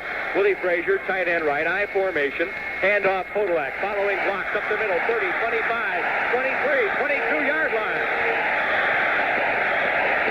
A big block from Wendell Hayes, who is the lead man, and also Jim Tyrer, the left tackle. A 10-yard gain, and it's first down, Kansas City. Well, they've been able to open up big holes in the middle of that Dolphin line. However, this was a delayed play with Podolak carrying, and Eddie picks his own spots a lot of times, did on this call, and has carried to the 21, where it's first down. And listen to the crowd at Municipal Stadium. Go, go. The Chiefs at a 10-10 tie with the Dolphins have eaten up more than 6.5 minutes of the third quarter with this drive. Otis Taylor wide right, Elmo Wright is in the slot, and there's a blitz on for Guadacani up the middle. He makes contact with Ed Buddy, and Len Dawson, who wasn't sure whether or not they were going to call the play to a halt, threw complete anyway to Otis Taylor, but the officials were going to make the walk-off, and the play would not have been allowed. But it's a heads-up play by the veteran Dawson, a 5-yard offside walk-off, as Guadacani, who's going to blitz up the middle, blitzed a little bit too early. He forgot one thing. The ball hadn't been snapped from center yet. That's the second time Guadacani has done that, and he tried to talk the official out of it, but obviously he did not take a law degree in college. 4 penalties for 19 yards against the Dolphins in the game. The Chiefs 4 for 24. First down and 5. The ball at the 16 of Miami. Right, wide left. Taylor is in the slot. I formation, Hayes and Podolak. Handoff, Podolak up the middle. Block from Rudnay across the 15 down to the 13-yard line. And again, Jack Rudnay playing a superior football game at center for Kansas City. It'll be shy of the first down by about a yard or two. It'll be third down. Chiefs have had the ball now, Dick, for 7 minutes, over 7 minutes. We've moved down now to 7 minutes and about 5 seconds. The Chiefs have the football in this drive. And I might point out where it is right now is where it would have been had the 39-yard pass play with the lateral to Podolak been allowed. So the Chiefs have gotten all that yardage back, and the clock continues to move. Tremendous ball control. Elmo Wright is wide left. It's second down and about 2.5 to go. Otis Taylor in the slot. The handoff is to Wendell Hayes, and he may or may not have the first down. We'll wait to see where it's marked as he came off right guard. They'll mark it down to about the 12 or 13-yard line, and Nick Guadacani, the middle linebacker, stacked it up very well. No gain. Third down, about a yard and a half to go for the first down. will have the double tight end as Elmo Wright goes out and Morris Stroud comes in. Stroud and Frazier will be the tight ends. Otis Taylor goes out, and for the first time, we'll see the cockeye formation. Chiefs have passed off of this to someone coming out of the backfield. And for those who have never seen the cockeye, it's an L formation behind Dawson, the quarterback. Jim Otis and Ed Podolak line up in the I behind Dawson. Wendell Hayes to the right of Jim Otis behind the tackle. Otis gets the football, slides off, hands hope. 10, 9, 3, 2, 1. Oh, he shot in the touchdown. Otis ran into the right tackle that was stacked up. He slid off all of the interference, was wide open up the right side, and was finally pulled down by Nick Anderson at the 1-yard line. First down. Goal to go, Kansas City. A 12-yard gain for Jim Otis. Great thinking on the part of Jimmy. They held him up. He didn't go down. That's why it's so important not to body tackle anyone. You got to get him down. He wasn't. He hit it off the side and almost took it in. Jim Otis obtained and trained with the New Orleans Saints during the offseason. A big play. Again, it's the cockeye formation. Otis and Podolak and Wendell Hayes, double tight end at the 1. First and goal. Handoff. Otis. He's through the goal line, and I believe he is short. We'll wait and see. No indication he is short now, the goal line, by a matter of inches that he tried right guard. Second down and goal to go. And the nose of the football is 6 inches away from the goal line. And we're closing in on 10 minutes of ball possession in the third period. Incredible. This is the longest series the Chiefs have held the football all year long. The previous long was 8 minutes and 56 seconds against the Detroit Lions on Thanksgiving Day. Cockeye formation. Otis, Hayes, and Podolak. Double tight end from the 6-inch mark. The handoff to Otis. Left guard. Into the pile. And it's touchdown. A delay called from the official. They wanted everybody to one pile. And Otis got it in there. And I'm quite sure that Len Dawson wanted Jim Otis to get that touchdown following a tremendous 12-yard effort on the big play just a moment ago, and he gave from the 1 to Otis and then from 6 inches. 9 minutes and 44 seconds. 16-10, the Chiefs have the lead. Centeroo to try the kick. And Bobby Bell stands up at center, says, turn the football over. I don't like where the laces are, and they say, let's get a new one.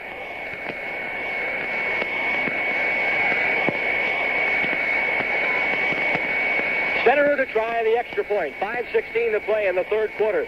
16-10, the Chiefs lead. The kick in the air. It's good. And there's time out on the field. 5:16 to play in the third quarter, and the score, the Chiefs 17, the Dolphins 10.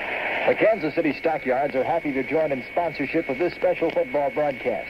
They also join in congratulating the Chiefs for a hard-fought season with a happy ending, the Western Division Championship. The Kansas City Stockyards are playing in a big league, too, a league with a lot at stake.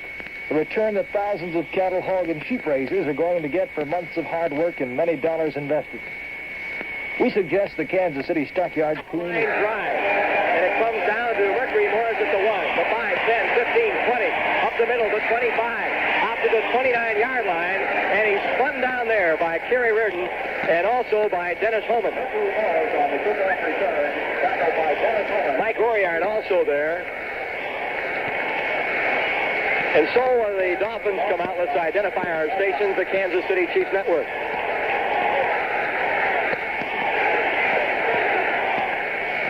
You're listening to WIBW Topeka, Kansas, and WIBW-FM Topeka, Kansas. Our current temperature in Topeka is 57 degrees under partly cloudy skies. You're listening to Chiefs football. Fully wide right and Warfield wide left. Play action, fake the kick. Grigsby wants to throw, does, complete fully on a comeback at the 45, out to the 50, in the Kansas City territory, and down by Marcellus at the 48-yard line. Fully on a comeback pattern, found Marcellus looking the other way, made his move, and was wide open at the 45. 24-yard gain. First down for the Miami Dolphins. 9 first downs in the game for Miami.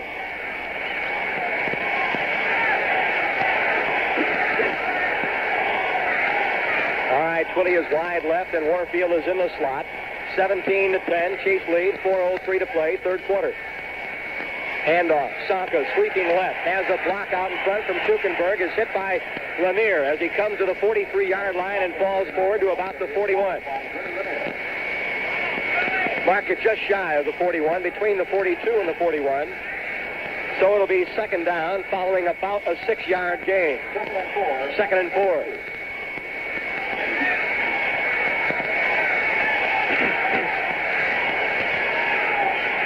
Fully wide right. Warfield is wide left. Kick and sock of the running back. Fleming the tight end on the right. Grigsby, long count. DeMarco looks up, sees Buck Buchanan, nose on him. Grigsby wants to throw, does, complete, Twilly, bumped out of bounds at the 36-yard line of Kansas City. And that will be another first down for Miami. And, Bill, they haven't changed their style. They're running curls, comeback patterns, and down and out. But they haven't run up the middle yet in a pass pattern today. Marcellus is playing a little bit deep for Twilly, and that ball is just thrown over to Twilly. He had some running room, picked up enough for the first down. Reardon in the backfield now, going with the rookie in the backfield, makes it a little bit tough in that defense. No word on how Johnny Robinson is, but Reardon has gone at free safety since the injury occurred with 16 seconds to play in the first half. Pretty wide right. Warfield split left. First down and 10 at the 40, rather the 36 of Kansas City. Up the middle, kick down to the 30-yard line. Looked like he may have had the right tackle in mind, but saw the hole up the middle and ran through it. Aaron Brown, along with Curly Culp and Buck Buchanan, make the stop. Well, now's the time you hope for some kind of mistake, a fumble or interception to stop Miami's drive, because they're really moving with that football, doing very well in the air. And now, if you got the air game going, of course, your ground game is going to work much better. And Grigsby, too, has been working off of those play-action fakes, which keeps the linebackers honest. Warfield wide left, fully wide to the right side. Second down and about 4 yards to go at the 30 of Kansas City. Stunning in the defense from the linebackers by Kansas City. Grigsby throwing up the middle. Warfield complete. The 10, 9, 8, 7-yard line, where Willie Lanier rips him down. And it will be first down and goal to go, Miami. And there's the first time we've seen it completed where they have thrown up the middle. They tried a couple of other times, incomplete. We've just been informed the Kansas City bench says that the return of Johnny Robinson is very doubtful. 23-yard gain on the play. Otto Stoll has come in for the Miami Dolphins. And Howard Twilly goes out. Otto Stoll, rookie, Iowa State. Warfield comes up on the right side as a wing. Otto Stoll is tied up on the left side. Two running backs, kick and Saka from the 7, first and goal. Grigsby looping it. Complete. Kick. Bumped out of bounds at the 2-yard line. Emmett Thomas bumped him out. And Grigsby is throwing a lot of those time counts where you get the snap, drop back for 1 or 2 counts, and then loop it out with the ball in the air. The offensive back, in this case Jim Kick, the receiver looks up for the football, and it's there. They mark it at the 1-yard line where it's second down and goal to go. 17-10. The Chiefs have the lead, but it's a precarious lead now.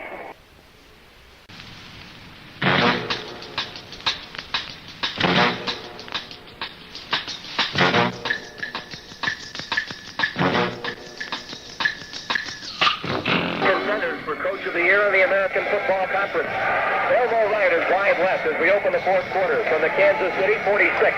We open the fourth quarter from the Kansas City 46. Otis Taylor in the slot. I formation, Hayes and Podolak. Dawson eyes the defense. It's an even front.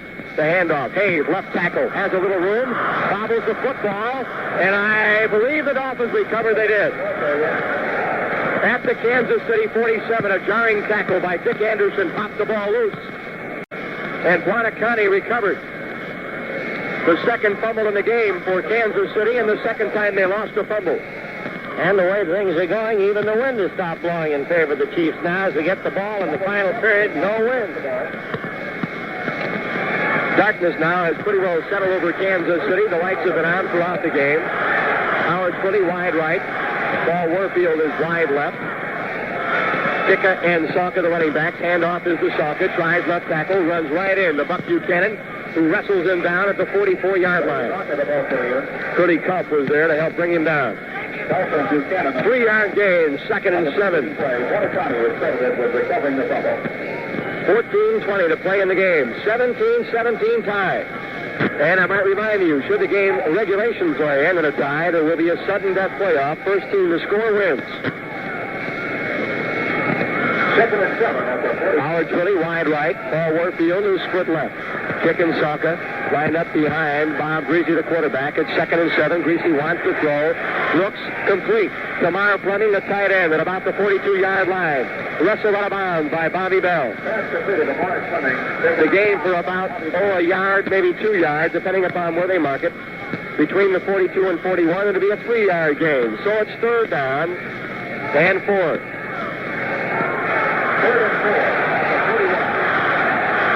Now the crowd begins to make noise for the defense. Up front, Marvin Upshaw, Buck Buchanan, Curly Culp, and Aaron Brown. The men now who have great responsibility: Paul Warfield, wide left, Howard Twilley, wide right. 3rd down and 4 from the 41 of Kansas City. Greasy, the long count. A little jumping now. Flags in the air. It'll be offsides, Kansas City. The throws complete the kick across the 40. This is one tackle across the 35 and down. At about the 31-yard line, Jim Kearney came up to make one of those body block tackles and totally missed Jim Kick. The gain all the way to the 31-yard line. It'll be 1st down. There was an offsides infraction against Kansas City. I believe, though, it would be declined. Just a lot of really wasted conversation because it's bound to be taken in. Although the Dolphins did get the 1st down, they were not able to convert into any score. And Kansas City took over the football. The 1st down anyway, as Kick managed to evade tacklers, get to the 31 Miami's ball. They're all on the all-star team for the American Conference, and they're all on the Kansas City Chiefs. Warfield, wide left, Twilley wide right. It's 2nd down and about 8 yards to go. And around the 15-yard line, a little jumping, but no flags. Greasy wants to throw. Intercepted Jim Lynch at the 9-yard line. Jim Lynch jumped up in front of Jim Kick at the 9-yard line. Kick was being double-teamed by Lynch and Lanier. And Lynch just jumped up and intercepted, and there is the biggest defensive play in the game for Kansas City. Timeout. The interception by Lynch has got to give the team momentum. Here we go. That's the 2nd interception this year by Lynch. Otis Tater, wide right. The ball at the Kansas City 9. Elmo right, split left. Hayes and Podolak, the running backs. The handoff. Hayes, left tackle. Pulls his way to the 15, 16-yard line. 7-yard gain. It'll be 2nd down. 3 yards to go. Nick Buonacani at the bottom of the pile, along with Bill Stansel. 59 leading the backers. Big game for Wendell Hayes, who's having a fine game. 16 carries, 73 yards. 50,374 here for the game today at Municipal Stadium. And they're still here, every one of them. Bill Yeroman just kicked up the flag, beginning to whip. The wind behind the Chiefs now as they're in this drive from their own 16, 2nd and 3. Tater wide right, Elmo right, wide left. Long count by Dawson. Hand off again. Wendell Hayes, 20, out to the 24-yard line as he comes over a very big block by Jack Rudney and by Ed Buddy off left guard. It's 1st down, Kansas City. Bill Stansel again makes the tackle. It's an 8-yard gain. I don't know whether I'll be able to stand it, and you folks listening at home, if you got a bad ticker, I think you better turn off the radio. It looks like another one of those wild finishes.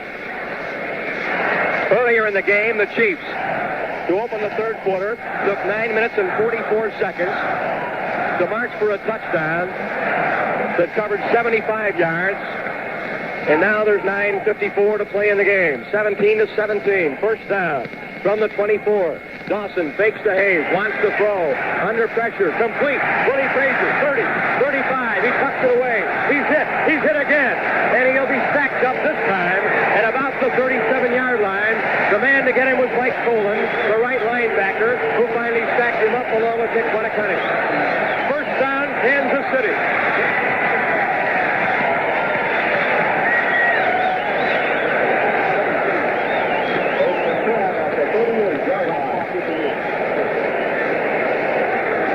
The move, a great reception, and boy, I'll tell you one thing, Frazier put his shoulder into a couple of guys. He looked like a stand, or looked like a Christmas tree under a stand as they were all holding him up as he moved out to the 37. Bob Hines goes out of that defensive line for Miami, and Frank Cornish is in as the right tackle. Elmo right, wide left. Otis Tater is in the slot. Podolak almost a wing on the left side with Wendell Hayes in the backfield. Pitch out to Hayes. Blocking in front from Mormon and Buddy. Across the 40, and that'll be as far as he goes as he got spun down as he got to the 40-yard line. Wendell Hayes picked up maybe a couple yards. Mike Colin made the tackle. It'll be second down and 8. You know, you're right, Dick. Lenny does like to get yardage on that first down because if you can pick up 5 or 6 yards on your first down play, there's so many things you can do on the second down. That's why the Chiefs run quite a bit on first down. The running game has been phenomenal in this game. The Chiefs have run almost at will against the Dolphins, but mistakes have stopped 3 drives. Gerald Wilson has not punted in this game for Kansas City. Otis Taylor, wide right. Elmo Wright is in the slot, but we have a 17-17 tie. 8 minutes exactly to play in the game. Too much time, I'm afraid. It is. A delay of game penalty. That'll set the Chiefs up second at about 13. Another mistake. And the ball is back to the 34-yard line. And it's second down and 13 yards to go. And for the Chiefs, they've been penalized 5 times for 29 yards. Sorry to mention, from the time the referee lowers his arm at the line of scrimmage and blows the whistle, you have 30 seconds in which to put the ball in play. The penalty stopped the clock. 7:58 to play in the game.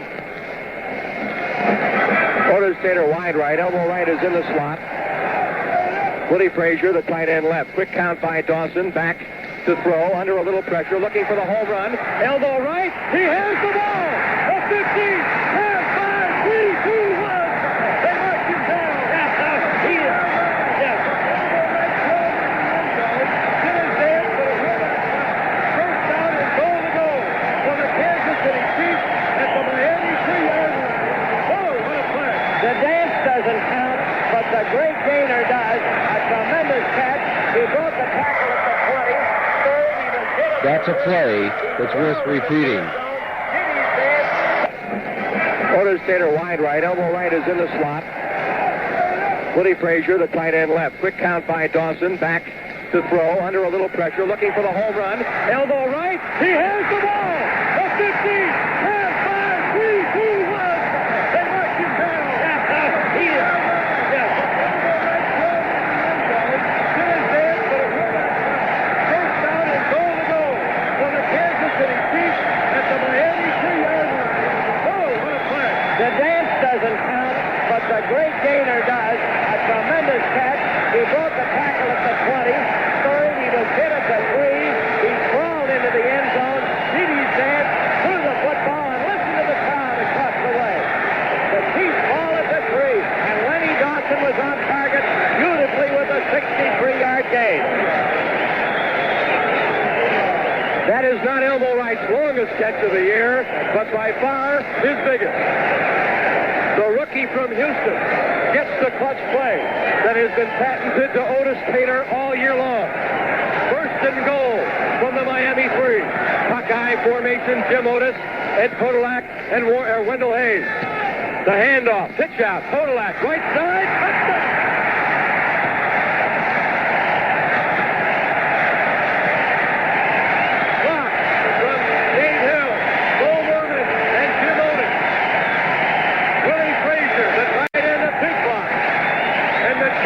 Taking the lead, 23-17, with 6:46 to play. I'm sitting here with boot pimples and cold chills after that great catch by Elmo, and now the touchdown as the Chiefs fight back from what looked like would be the deficit. It's a good. And there's timeout on the field with 6 minutes and 46 seconds to play in the game, and the Chiefs lead 24-17. It's 26 minutes past the hour of 5 o'clock. On first from the 29. Grigsby with Warfield left and 20 right. Rolling right. Wants to throw. Has a little time. Throws back. A tight end screen. Marv Fleming. 30-35. Hit and very high by Willie Lanier. At the 41, almost the 42-yard line. First down, Miami. He had to ring Fleming's bell on that one. as Lanier came over from his middle linebacker post and made a leaping tackle. And these fellas are playing like there's no tomorrow, and there isn't for the losers with 5:44 to go. The clock moving 24-17. Chiefs lead by 7 as we move toward the end of it. Warfield wide left, fully wide to the right side. Dick and Sock are the running backs. 5:30 to play in the game. Reverse. Warfield fumbles the ball. It's loose, and it's finally recovered by the Dolphins back at the 39-yard line. And the man to recover the football, the center, Bob DeMarco. Loss of 3, 2nd and 13. 5 minutes, 8 seconds left. Clock moving. 24-17 Chiefs. We're in the final period of play, and nobody leaving this place. I think some people are still coming in. Even your friends have stopped eating turkey in the far stands. Warfield wide left and fully wide right. 2nd and 13 from the Dolphins 39. Grigsby, the quarterback. Terry Reardon, the free safety, the rookie from Iowa, has gone the entire second half. Up the middle. Incomplete. Intended for Warfield. On a crossing pattern with Bart Fleming. Bobby Bell made the great deflection as he came across on Fleming. I'm not sure it was for Fleming or Warfield, but it was Bobby Bell who made the great defensive save. And Dick, this could be the biggest third down play in 1971. 4 minutes and 40 seconds to play in the game. Third down, 13 yards to go. The ball, Billy, over the 39 of the Miami Dolphins. 24-17, the Chiefs lead. The crowd comes alive. Warfield left, fully wide right. Dick and Sawka, the running backs. Lynch stunts in the hole and comes back to his right linebacker position. Grigsby back to throw. Great pressure. Complete up the middle of Warfield, the 45, the 43-yard line. In the Chiefs territory. And down by Emmett Thomas. First down, Miami. 4 minutes, 25 seconds left to play in the football game. 4:25. The Dolphins down to the 44-yard line of the Chiefs. Warfield and Grigsby have come up with the big ones on third down in this one. Clock continues to move. 4:09 to play in the game. Warfield wide left. Fully wide right. Dick almost a slot on the left. Sawka, the lone running back. Fleming, the tight end right. Long count by Grigsby. First down. Handoff on the draw. Sawka down to the 42-yard line. A gain of 2, and Tony Culp makes the stop. 3 minutes and 48 seconds left to go in this football game as the clock now becomes somewhat of a factor. However, both these teams can score in a hurry, as indicated earlier on Miami's drive. So the ball's at the 42, second down and 8, 3 minutes, 34 seconds left to go. The big play of the game, 63-yard pass from Dawson to Wright that set up the go-ahead score. 24-17, Chiefs lead, 2nd and 8 from the 42. Grigsby back to throw, under pressure, throws, complete, and down at the 38-yard line.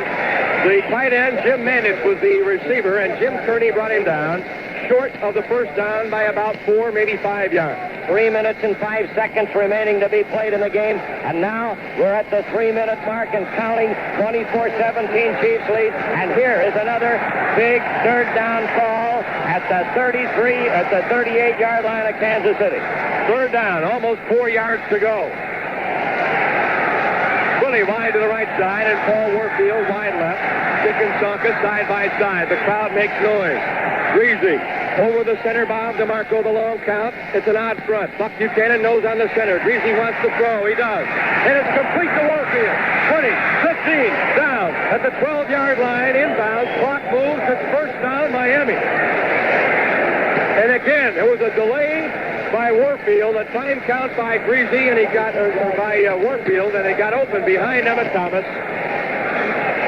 First down to the Kansas City 12. 2 minutes and 12 seconds, so we're going to go into the 2-minute warning because Miami will not run off the play.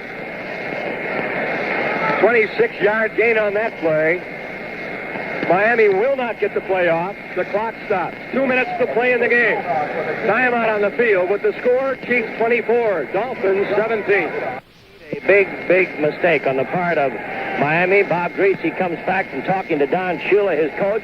2 minutes, that's all that's left in this football game. Kansas City 24, the Miami Dolphins 17. But Bob Grigsby has given his team a lot of drive, a lot of momentum, as he's moved them down to the 12-yard line. A great move by Warfield. Here it is, the final 2 minutes. If you can't take it, turn off the radio. And if you can, stick with it. It's going to be a whirlwind finish. The mark of a great football team, the ability to make that clutch drive when you need it, and the Dolphins have done it. So did the Chiefs, both in this game. Warfield split left, Philly wide right, kicked the wing back right, Saka the lone running back. Rolling right, Grigsby wants to throw, on the run, complete to the 4-yard line. Philly, the receiver, brought down by Jim Marsalis, mark it at the 5, just inside the 5. It is second down, and about 2 for the first down and 5 for the touchdown. Minnesota calls it timeout, and we'll be back after this 1-minute timeout. This crowd is very tense there. This is a big dramatic moment. 1 minute and 42 seconds left. Dick and I are trying to maintain our composure up here in the booth as Miami has the ball at the 5. And it's second down and about 2 yards to go for the first down, 5 for the touchdown. Warfield is wide left. Pretty wide right. Fleming the tight end right. Kick and Saka the running backs, and Grigsby the quarterback, a long count. Taking his time, drops back, wants to throw. Under pressure, being rushed, rolls right, throws, touchdown. Marv Fleming the tight end. And again, it was a scrambling Grigsby who found Marv Fleming open, just as he did early in the football game in a very big play. And it is now 24-23. 1 minute and 36 seconds to play in the game. Well, the way your Premier has been kicking, it's too much to think that they might block an extra point attempt, but it would be a bad pass from center. The southpaw soccer-style kicker with Noonan holding. The kick is in the air, and it is good. And with 1 minute and 36 seconds to play in the game, we have got ourselves a tie football game. Well, if we go into extra period, of course, there will be a coin toss in the middle of the field. And them all up at this time, sitting along the benches, along with the coaching staff and taxi squad. This is the biggest part of this game because it's going to lead to a lot of money, whoever wins it. 1 minute and 36 seconds. That's all that's left, and that's not too many ticks on the clock. You can hold your hand over your heart, and if it's not too rapid, you might be able to time it out that way. Tell you one thing, we have seen two of the greatest football teams in the National Football League in this one. Tremendous play on the part of both teams. The ability to come back. The 91-yard drive by the Chiefs, and now by the Dolphins to come back and tie the game with only 1 minute and 36 to play. A 71-yard drive and 9 plays.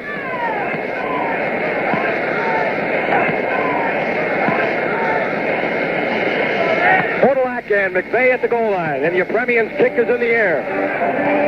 Podolak at the 1, up the middle, 10, the 15, 20, 25, 30, 35, 40, 45, 50, 45.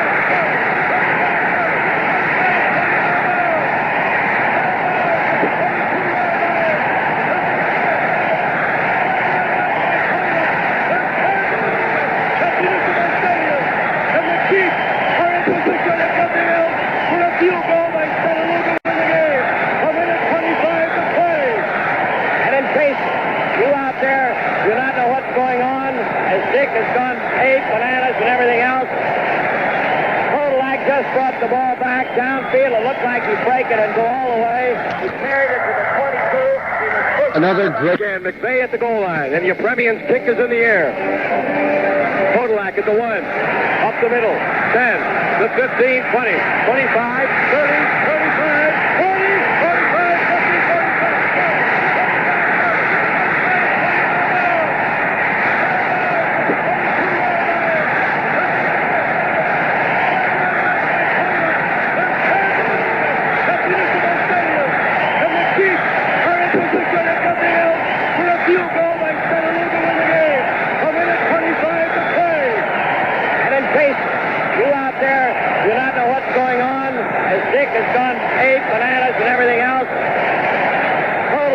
brought the ball back downfield. It looked like he'd break it and go all the way. He carried it to the 22. He was pushed out of bounds there. The Chiefs have the football. 1 minute, 25 seconds to play. And at this point, you hope to settle for anything, but mainly a Chiefs victory. A 78-yard return by Podolak, and what a time for it. His longest of the year, his longest of his career. Tater, wide right, Elmo right, wide left, high formation, handoff, Podolak up the middle, down to about the 21. Maybe a yard gain. It'll be 2nd and 9. Clock moves, 1:15 to play in the game. Shula keeps looking at the clock, and down to they'll call a timeout or two, but at least they haven't yet. 1 minute and 9, and of course the clock is a big thing now. 1 minute and 5, 1-4. You can count it out at home. It's down to 1-2, down to 1 minute even left in this football game. Stenerud stands on the goal on the sideline with his jacket on and stands motionless. A man of cool serene. Tater wide right, Elmo right left, handoff, Podolak, and again he's stacked up at the 21-yard line. And the Chiefs may very well now be playing for the boot from Stenerud. The Dolphins have stopped the clock. 41 seconds to play in the game, and timeout Miami. And the pressure is going to be on a little guy from Preston, Norway, I am sure. Who told me Merry Christmas in Norwegian today, and I didn't know whether he was being nice to me or not. They have it's a different expression.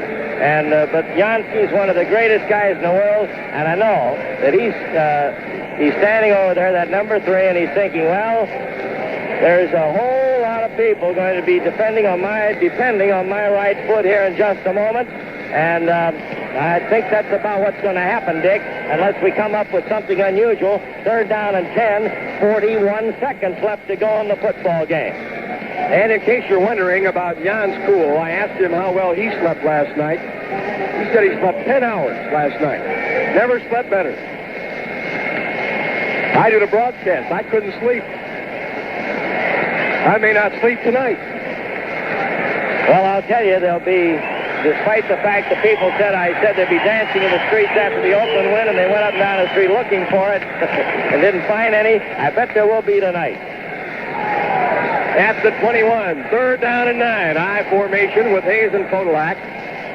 Otis Tater a wing on the right side. Pitch out, Podolak trying right tackle, stacked up at about the 24 for a loss of 3. Good penetration from Nick Flanacani and also the cornerback Tim Foley. 35 seconds to play in the game. The crowd comes to its feet. Timeout called by the Dolphins. They have none remaining according to the scoreboard, and Jan Stenerud comes on the field. Well, the Dolphins are out of them. They just call one to stop the clock with 35 seconds. So, I'll tell you, this is almost too much pressure to ask to put on any one person, but it's going to be on Jan. Lenny Dawson's gone over to talk to Hank Stram, but the whole pressure of and a lot of money is riding on Jan's foot. Stenerud, who made the American Conference All-Star team, even though he was the second scorer to Gary Yepremian of Miami, considered by many to be the best money kicker in the game. One big reason why he's on the team, the man who can really come through in the clutch. Jan is really being called on for the biggest one now in his career. The kick will come from about 31 yards. Dawson holding. The flag hangs limp at the pole, no wind to speak of. They're asking for an extra yard. They'll mark it at the 32. Almost a straight angle, just off center to the right. 24-24. The kick is in the air. And it is.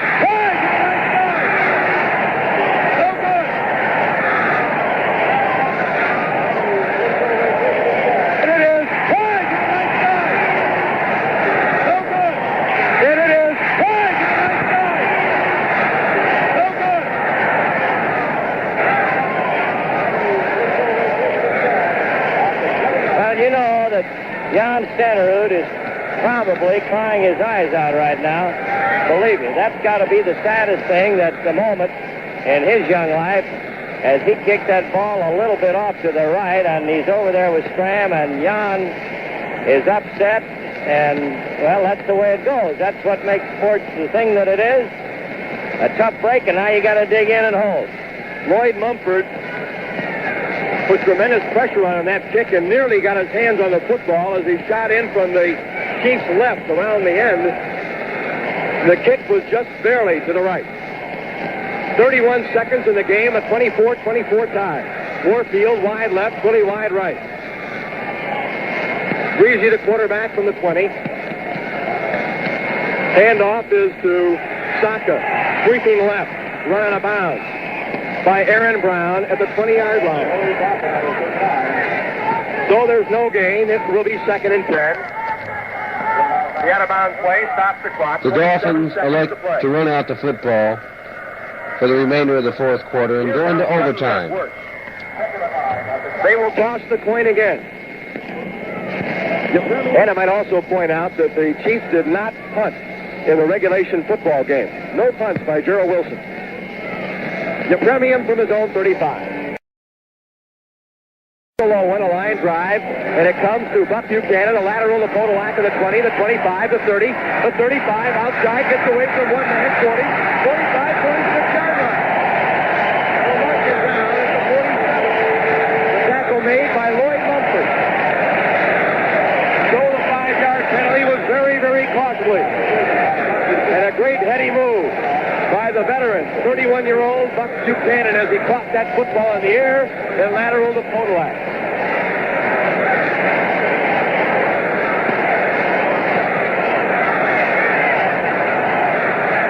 The first team to score wins, 24-24.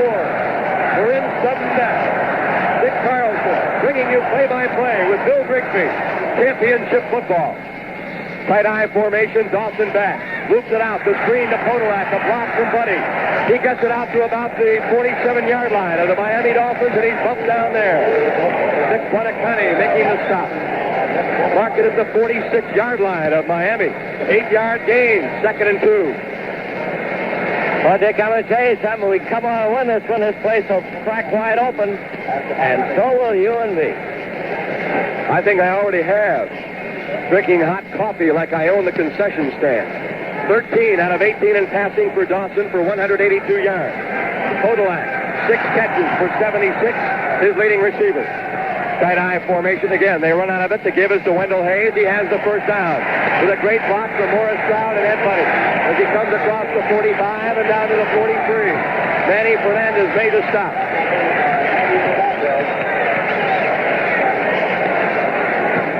Mark it down at the 42.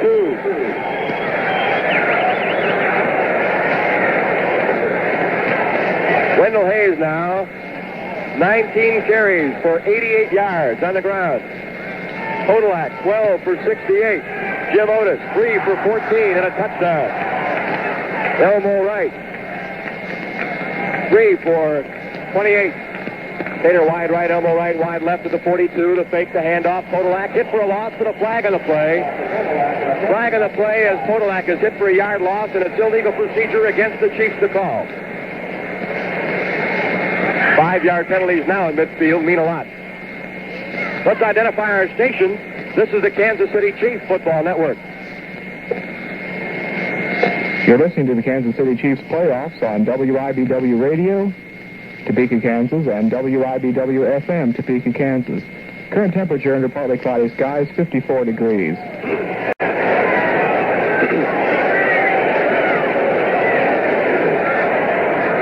Well, the loss was for a yard, and the Dolphins declined the penalty. The ball's at the 43. You might talk about that. They could have been at least out of field goal range for Kansas City. Elmo right, wide left. Otis Tater, wide right.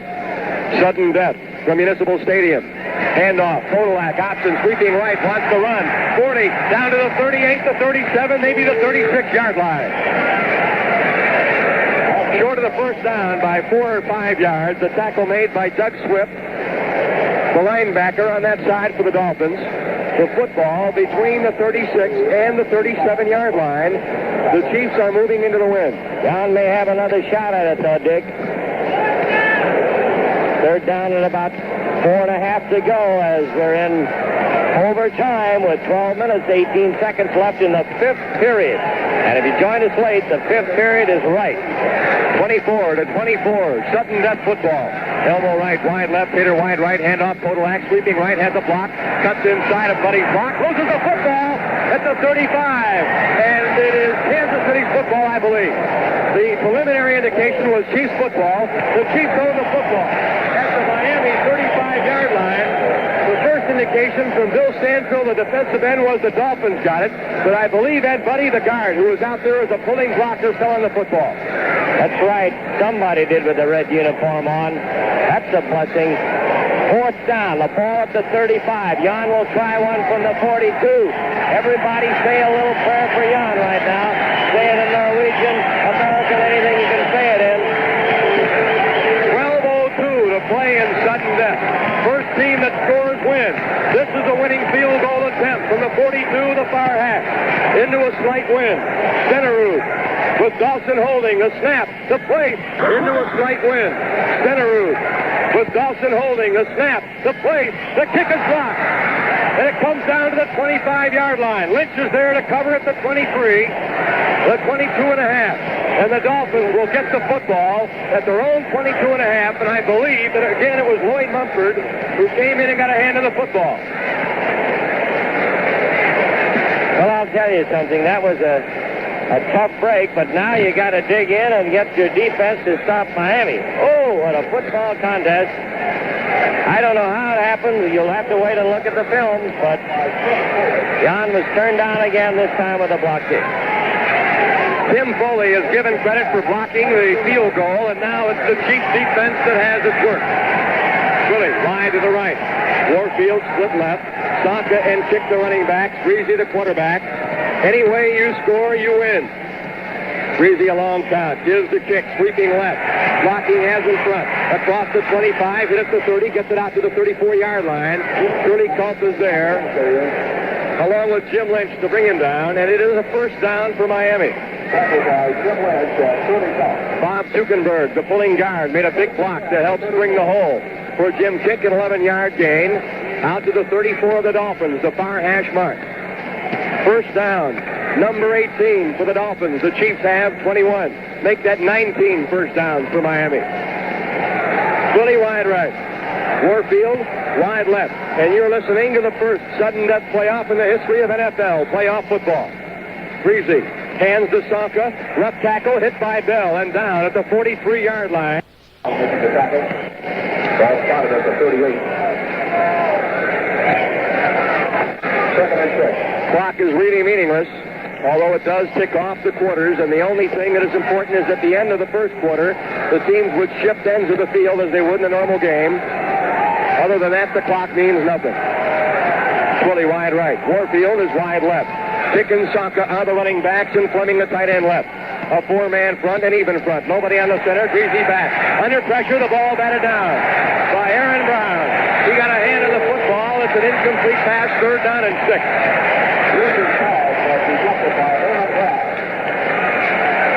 And another big third down play, Dick. This is vitally important to keep the Miami Dolphins on their side of the 50-yard line because both of these boys can kick the long ball.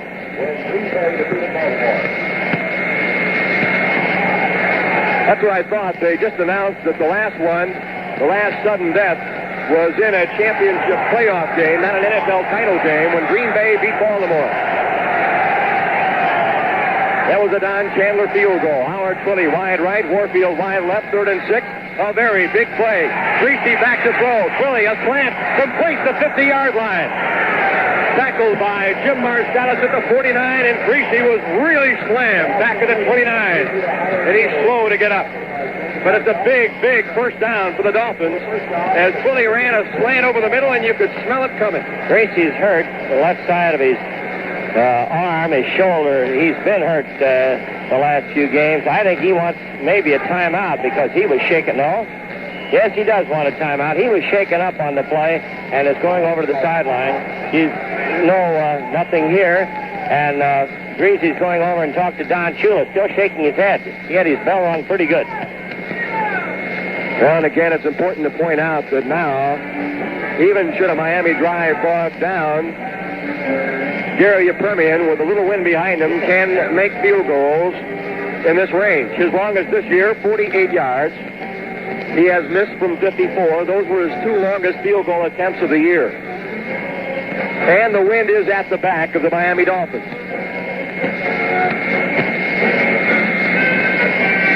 I'll tell you, again, Grigsby is hurt, and I don't know whether they're going to even think about sending. No, there's no one else coming in, although Shula's talking to his other, George Meyer, his other quarterback. Now, Grigsby's turning around, coming back out, but he was hurt, and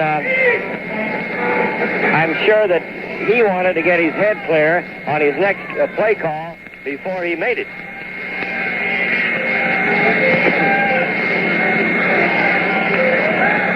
First down, Miami at the Kansas City 48. Dick Carlsen with Bill Grigsby, bringing you championship playoff football in sudden death from Municipal Stadium in Kansas City. Howard Twilley is wide left, and Warfield is in the slot. Dick and Saka, the running backs. Fleming, the tight end, on the right side. An even defense with nobody on DeMarco, the center. The handoff is to Saka for no gain as he tries left tackle. Runs right into Aaron Brown. Jim Lynch also there. 2nd and 10. The Chiefs have done a great job in holding that running game, the touted running game of the Miami Dolphins, but it has been the passing game that has hurt Kansas City this afternoon. Bob Grigsby has been very sharp with Paul Warfield. And then a couple of big plays to Meyer Fleming, one for a touchdown, and also Howard Twilley now for a very big first down and a 3rd down play. It is 2nd and 10 at the Kansas City 48. Twilley wide right, Warfield left. Handoff, Warfield on the slant, reverse tackle for a loss by Curly Culp. Back in Miami territory at the 48-yard line. And Curly Culp shot in. Or rather, Marvin Upshaw. And he would not be suckered on the play. He came in, and like a good defensive end, he maintained his ground, looked up, and lo and behold, there was Paul Warfield with the football. Oh, what a play. That was really smelling one out. Now, you must get rush on Grigsby here. 3rd down, and about 15 to go for the first down. You got to stop this pass. And no doubt they'll throw the football. Fully the last time. Look out for Warfield, who's had great success on Emmett Thomas. Warfield left and Fully right. Jim managed to tight end his left. Grigsby under pressure, looks up the middle and complete. Tremendous to the 39. Lanier and Lynch were with him, but there was tremendous pressure on Grigsby by Aaron Brown. And it's 4th down and 14. And we have another chance, Dick. Another chance for the football. Larry Seipel is in the game to punt. Seipel has punted 3 times for 31, 42, and 50. And I'll point out again, Gerald Wilson has been bench-ridden the entire day. He has not punted at all. The wind is behind Seipel. Podolak at his own 11. The deep man to receive. No doubt, there will be pressure on Seipel. Good penetration, the kick away. No contact on Seipel. A wobbly spiral, Podolak, fair catch at the Kansas City 17. So the Chiefs have another chance. With 7:55 to play in sudden death overtime and a 24-24 tie. Well, it's Kansas City's football now that a little relief has come in the form of a football turnover to the Kansas City Chiefs. We do have the ball. The clock is running. It means nothing. The only thing that means anything is to get on the scoreboard. And now you cannot afford to make any mistakes in your own territory. You must move the ball. You to turn off your radio, didn't I? Say those folks in St. Louis and Minneapolis, St. Paul, who joined us for the first time today, are here in the honey. Dawson under pressure, throws the screen. Podolak complete, blocking set across the 20, the 25, and bumped out of bounds at about the 26-yard line, very near the first down at the 27.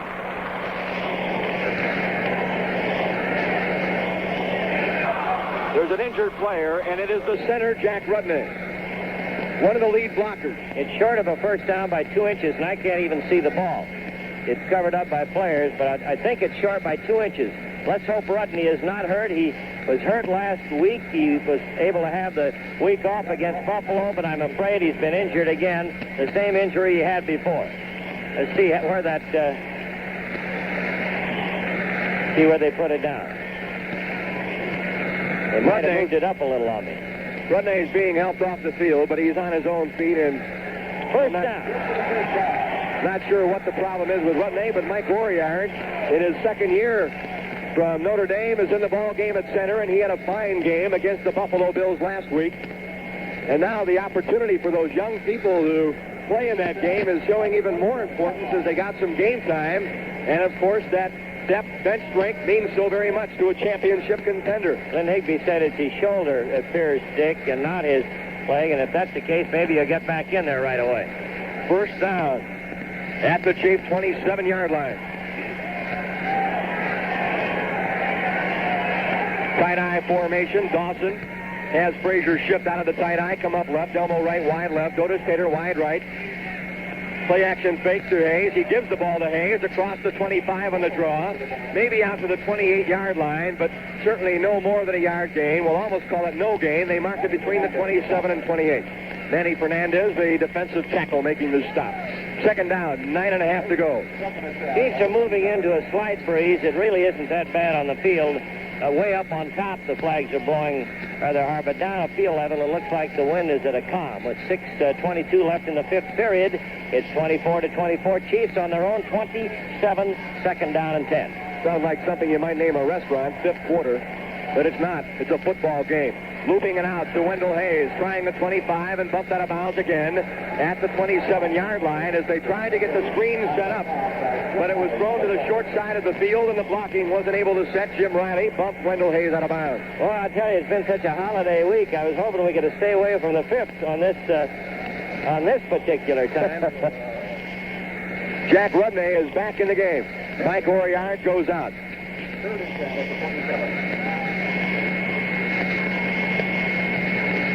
50,374, and they're all still here at Municipal Stadium, believe me. 24-24 tie in sudden death. And we've played about 8 minutes and 53 seconds of sudden death already. Dawson back to throw on 3rd and 10. Looking long for elbow right, out of bounds, incomplete. Up the left sideline at the 50-yard line. The men defending on the play, Curtis Johnson and Dick Anderson. So we will see Gerald Wilson in the game to punt for the first time today. And although that wind is not much of a factor on the field level, where Gerald Wilson has to kick the football, it might be a little bit of a factor. Well, let's all pull for old Gerald now. I hope he has that leg limbered up, because we really need a long, high one here. Jake Scott, the deep man. Dick Anderson is the short man in punt formation to receive from Gerald Wilson at his own 15-yard line. Big, booming, wobbling spiral. Jake Scott, 22-yard line. He'll run it back to the right, the 30. The 35 tripped up and down. As he gets out to about the 38-yard line, the man to get him was Ed Loftimer. And in case you're interested, 5:28 remaining in the sudden death overtime period. Tie score 24-24. Twilly goes wide to the left. Warfield is in the slot. Dick and Sonka side by side, the running backs, and Fleming the tight end right. In even front, handoff. Sonka, left tackle, runs into a wall at the 43 and makes his way out to the 44-yard line, but he ran right into Buck Buchanan. They marked his progress all the way to the 45. A 2-yard gain, 3rd down and 4. Another big 3rd down play. Oh, Dick, this whole game has been full of these, and this is even bigger than the other ones. Pass to Rowley. Twilly wide right, and Warfield is split left. Jim Manich is in at tight end on the right side. Kick almost a wing back left. 3rd down and 4. Very, very big play. Long count. Grigsby wants to throw. Twilly, the receiver intended. He has the football in a comeback pattern at the Kansas City 46. First down, Miami Dolphins. Twilly, and I watched him all the way, was moving one-on-one with Marsalis. Started the down and out pattern, then stopped and came back from about the 44 out to the 47. Caught the football at his knees and fell down there where Marsalis downed him. Between the 46 and 47, it's first down, Miami Dolphins.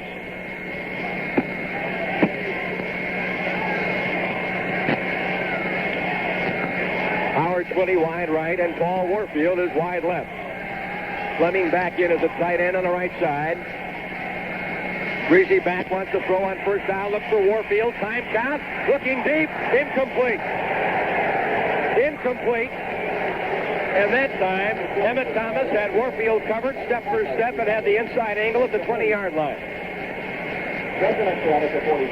I'm a little surprised they went for the distance on that particular play when each down inside the 50 is so vitally important just to move it up a little bit and get it in field goal range. Well, the ball is at the 46.5, and of course the field goal at this stage would come from well beyond the 50-yard mark. And now the Dolphins have only 2 downs to get it any closer. Warfield is wide left. Willie is almost tied up on the right. Fleming, the tight end on the left, and Kick and Sonka side by side, the running back, 2nd and 10 at the Kansas City 46.5. 24-24 tie and sudden death. Handoff to Kick, trying to sweep left. Stacked up as he gets to the 45-yard line. Aaron Brown hit him first at the 48, and then it was the man to get him down, Buck Buchanan, who rode him down at the 45 along with Curly Culp. So there's a gain of about 1.5 yards. It'll be 3rd down and about 9 yards to go for the first down. And I'll say it again. Another big 3rd down play. And this is a lot bigger than the last one, too, Dick. I'd say about that big, and I'm a fisherman. Just started.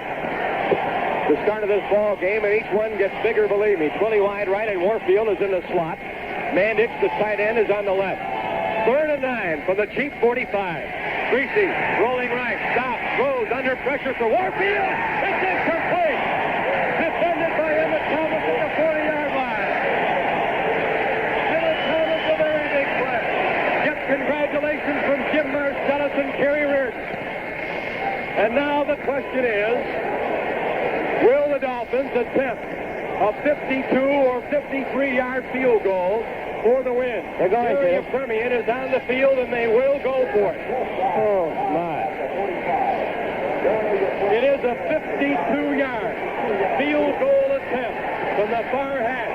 Wind virtually no factor. Hold on to your hat, everybody. Carl Noonan is the holder. The crowd on its feet, making a little noise. A great rush. The kick by Permian is in the air. It is no good. It is wide to the left side.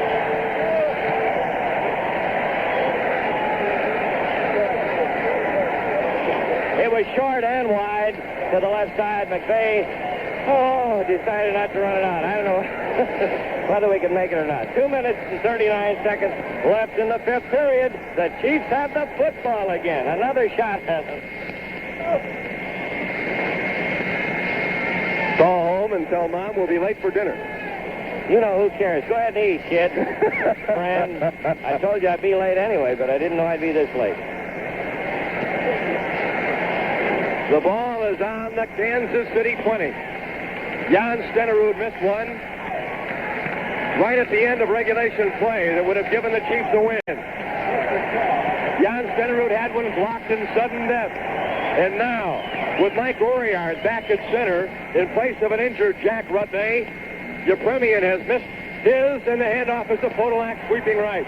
Across the 20 and about the 20.5 as he's caught from behind and he's down. Jack Rudnay is in. Mike Oriard is not back in the game. Misinform you. Rudnay, who was shaken up, taken out of the game. Oriard played a series at center, and then Rudnay came back in. Dawson in the ball game. 15 completions out of 22 attempts for 181 yards. And Bob Grigsby with 20 out of 32 for 124 yards. Grigsby has been intercepted twice, and Dawson intercepted once. Elmo right, wide left. Otis Taylor is in the slot. Play action fake Podolak. Dawson rolls left, has time, throwing up the middle. Elmo right, complete. Across the 40, the 45, hit from behind and down at the 46-yard line by Curtis Johnson. First down, Kansas City. And Elmo right again has come up with a big catch. He certainly did, and he was shaken up a little bit, I think, when he was hit from behind, but he wants to stay in. Dave Hill thought he ought to go out. A great catch by Elmo, a good move, and now the Chiefs are in business at their 46th first down.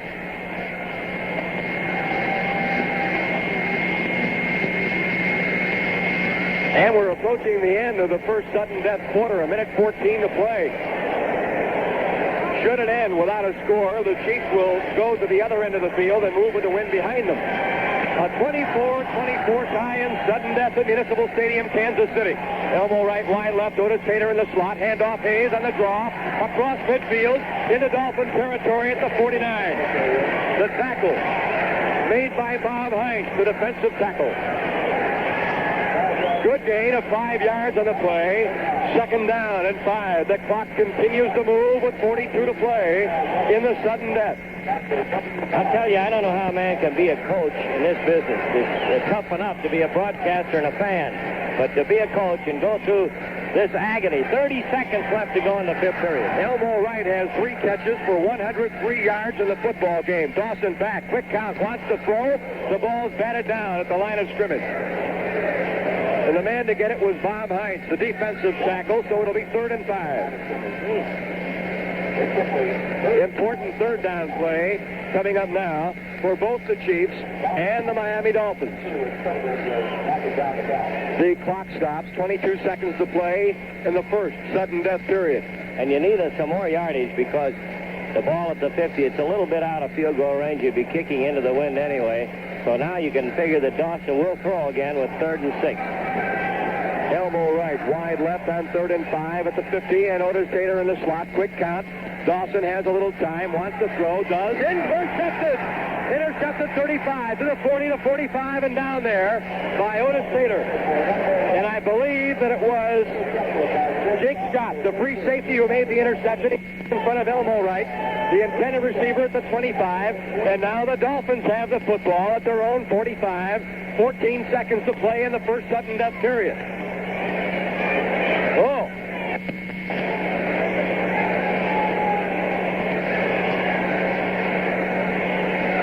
Of course, in a game like this, it's so easy to make understatements, Bill, but this by far one of the greatest football games ever witnessed in the history of professional football. Understatement.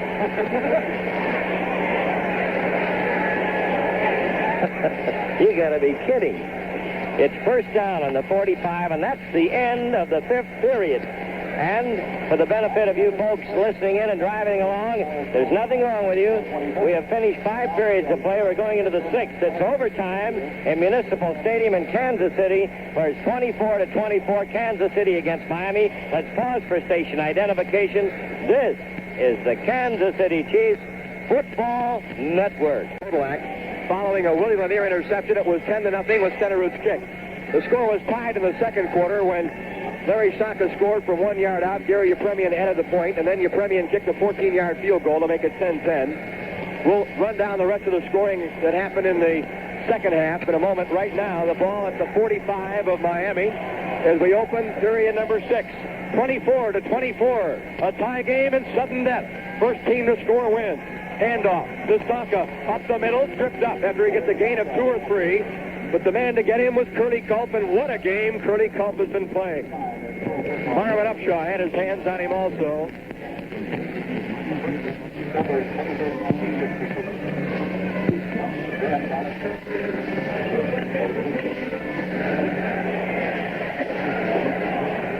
Well, the announcement just made, this is only the second time in history a game has gone into a second sudden death overtime, and the Chiefs have been in both of them. The other time in 1962 in a championship game when the then Dallas Texans beat the Houston Oilers. Grigsby rolling left, 2nd and 8, throws on the run, incomplete. Intended for Paul Warfield at the Kansas City 30. And he was a step in front of Emmett Thomas, but Grigsby, having the throw on the run under great pressure from Buck Buchanan, was able to get the ball away, but not accurately. Well, Curly Culp and Aaron Brown also applied pressure as he elected, instead of going into the pocket, to roll out with it, but the Chiefs rolled right with it. And, Dick, what would you say coming up? A very, very big third down play. How's that, huh? I'd say it's the biggest of the afternoon. 24-24.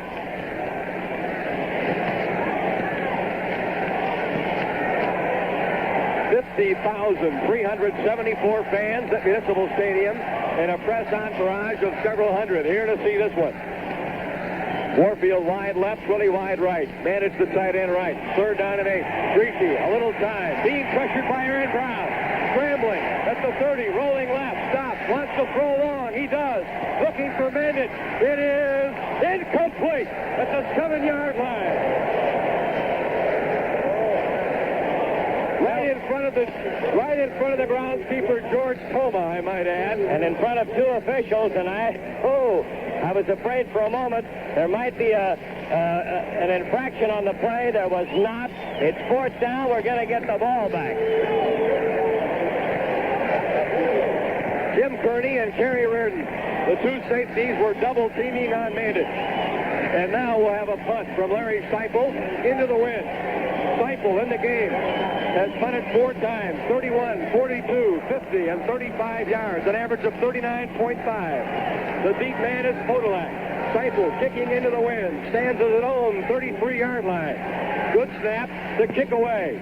It's not a bad punt. To the 15, Podolak wants to run it back. Tries to come to the near sideline. He's hit at the 15-yard line, and it goes down there. I believe the tight end, Jim Mandich, is the first one to get down there. Curtis Johnson also there. 38-yard punt. The Chiefs are on their own 15-yard line, moving this time with the wind behind them. Hysteria. The crowd.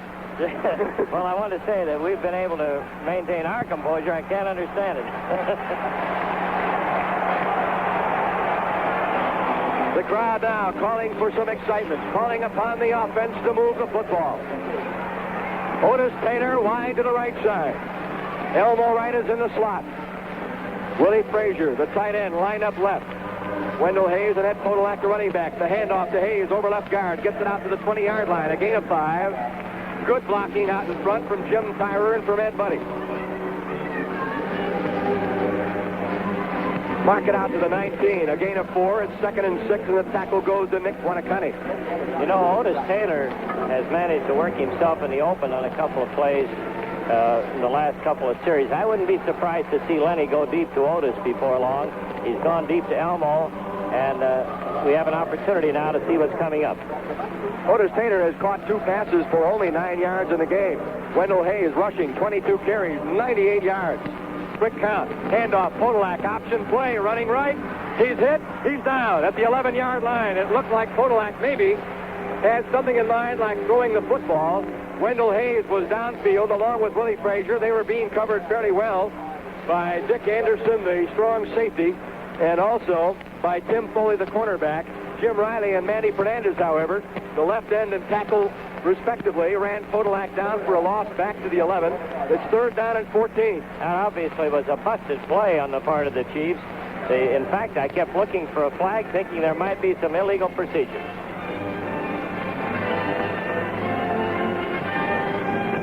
WIBW Topeka, Kansas, and WIBW FM Topeka, Kansas. Dolphins are going to go with a 3-man defensive front and a 4th linebacker.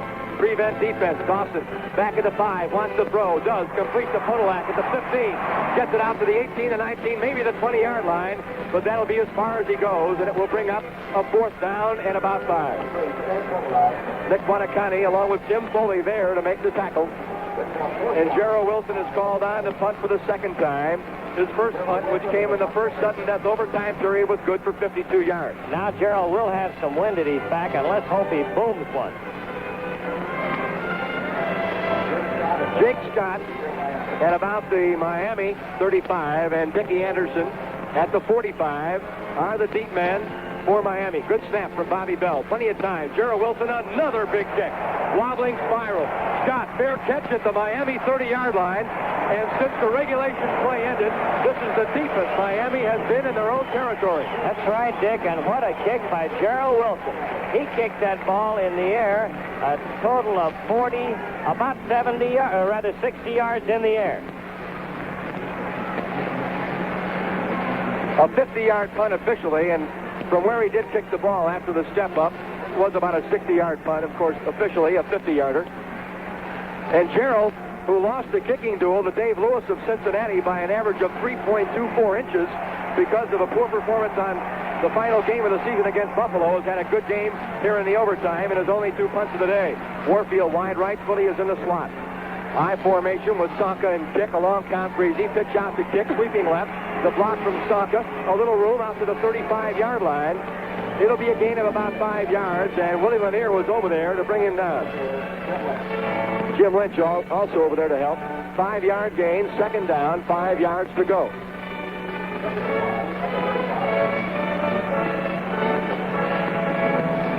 It is now the longest game in pro football history.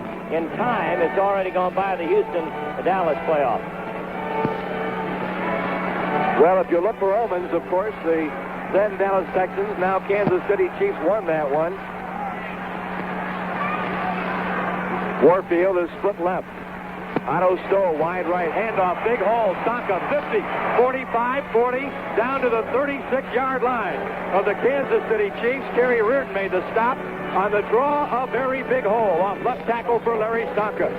First down, Miami Dolphins.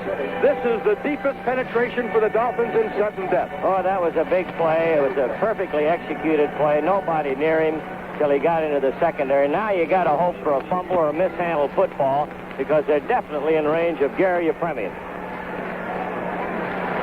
That's Saka's longest carry of the year, 29. His previous high was 28 yards. He has 10 carries for 83. Warfield wide left. Otto Stowe split right. Hand off to kick, trying right tackle. A little bit of a hole. He runs right into Buck Buchanan, who wraps him up after a yard or two gain, down to about the 33. It'll be second down and about 8 yards to go. Mark it at the 34. Second and 8 from the 34-yard line. 24-24 in sudden death overtime. The defenses are getting a tremendous workout in this one. Gary Yepremian pacing up the sideline in front of the Miami Dolphin bench. Warfield is wide left. Otto Stowe, the rookie from Iowa State, split right. Handoff, Saka, right tackle. The hole closes in a hurry as Willie Lanier is over there to wrap him up by the knees as he gets it down to the 31, maybe the 30-yard line. The official there very quickly to spot the football. Short of the 30, it's third down, 4.5 yards to go, almost 5. Well, if you had a choice now, you'd really ask for a fumble. With the ball at the 31-yard line, third down, 5 yards to go. Yepremian definitely can kick them in from here. However, there is, I feel, a little breeze coming in. I hope it turns into a gale in the next couple of seconds. The wind is beginning to kick up into the face of the Dolphins. Warfield is split left and Otto Stowe is split right. Third and 4.5 from the 30.5 of Kansas City. Handoff, kick wrapped up by Jim Lynch at the 30-yard line. Lynch, who read the play beautifully, came in from right side linebacker and met kick at the 30. So it's 4th and 4.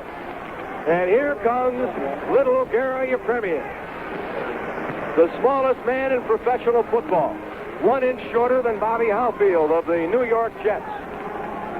And Gary Yepremian has a lot riding on this one. Carl Noonan will hold. The attempt will be a 37-yarder right down the middle as Kick ran it up the middle to get the field position for Yepremian. 11 men up front, nobody back. The pressure will be on. The snap, Kick is in the air, and it is good! And the Miami Dolphins have won in sudden death overtime, eliminating the Kansas City Chiefs. From the playoffs, the Chiefs, in a bid for another Super Bowl title, have fallen in the second sudden death overtime. 7 minutes and 20 seconds remained in the second sudden death. That means 7 minutes and 40 seconds had been played. The field goal for 37 yards by Gary Yepremian ends it all. And the final score is the Miami Dolphins 24 and the 27 and the Kansas City Chiefs 24. The Dolphins, who fell short of a try in the playoffs last year by losing to the Oakland Raiders in the first game of the playoffs, have come back this year to beat the Kansas City Chiefs, another Western Division opponent, in the first game. A tremendous football game, played extremely well by both teams with numerous opportunities to win. And it was a 37-yard field goal by the young Cypress place kicker Gary Yepremian that has won it for the Miami Dolphins. And so, the Miami Dolphins now will wait for the outcome of that game tomorrow between the Baltimore Colts and the Cleveland Browns. And the AFC Championship game could very well end up in Miami, Florida. And of course, the fans down there, very proud of their football team, which was an AFL expansion team in 1966. had some very lean years under head coach George Wilson. Then, in the 1970 season, under their newly appointed head coach Don Shula, a tremendous reversal, a 10-4 season and a playoff berth. This year, both teams today with records of 10-3-1 coming into this football game, playing a tremendous football game. Both teams deserving a great deal of credit in front of a crowd of 50,374, and the victory goes to the Miami Dolphins. Tremendous disappointment, of course, for the Kansas City Chiefs and their fans, a disappointment that has seen tremendous football played here and on the road throughout the 1971 season. Great drives like the drive against the Oakland Raiders that went 93 yards for a winning field goal and a Western Division title. And the drive for 91 yards toward the end of this football game that temporarily gave the Chiefs a 24-17 lead. The tremendous drive of 80 yards by the Miami Dolphins that tied the game in regulation at 24-24. Missed field goals by Yepremian and by Stenerud that could have ended the game either way. And then the big one, the 37-yarder by Gary Yepremian that wins it all for the Miami Dolphins and gives them the right to go on in the playoffs in 1971. Not much more we can add. A tremendous game. Veterans who have played so well. Rookies like Elmo Wright, who had such a great game in today's game. Rookies like Kerry Reardon, who filled in so well for the injured Johnny Robinson. Individual stars this year like Buck Buchanan and Bobby Bell on defense and Curly Culp, like Len Dawson and Otis Taylor. And what a great year Otis Taylor has had. 11 Kansas City Chiefs will be going to the Pro Bowl, the All-Star Game, January 23rd in Los Angeles. Len Dawson, Jim Tyrer, Ed Buddy, Otis Taylor, Buck Buchanan, Curly Culp, Emmett Thomas, Bobby Bell, Willie Lanier, Jan Stenerud, and Gerald Wilson. They'll all be there on January the 23rd. Tremendous season that, of course, ends in tremendous disappointment. But certainly there is no reason for either of these football teams to feel any sorrow, any disappointment, any ashamed feelings at all about the way they have played in this, the 1971 football season. The Chiefs have played, as Coach Hank Stram would say, with great pride and great determination. They have been a team of great courage, able to come back on numerous occasions, a team of very big plays. And it would be too much now to go back and try to isolate the very big plays, the big games. For instance, stopping a 5-game winning streak by the Washington Redskins on national television. A big game, a conference championship against the Oakland Raiders. There have been numerous big plays, numerous big games, numerous big performances. But of course now, the players in the locker room, whom I'll visit very shortly, all feel the same, that it went for nothing because the Chiefs now are eliminated from the playoffs in 1971. The final score, Miami Dolphins 24, Kansas City Chiefs, or rather 27-24, Dolphins over the Chiefs. This is Dick Carlsen at Municipal Stadium in Kansas City.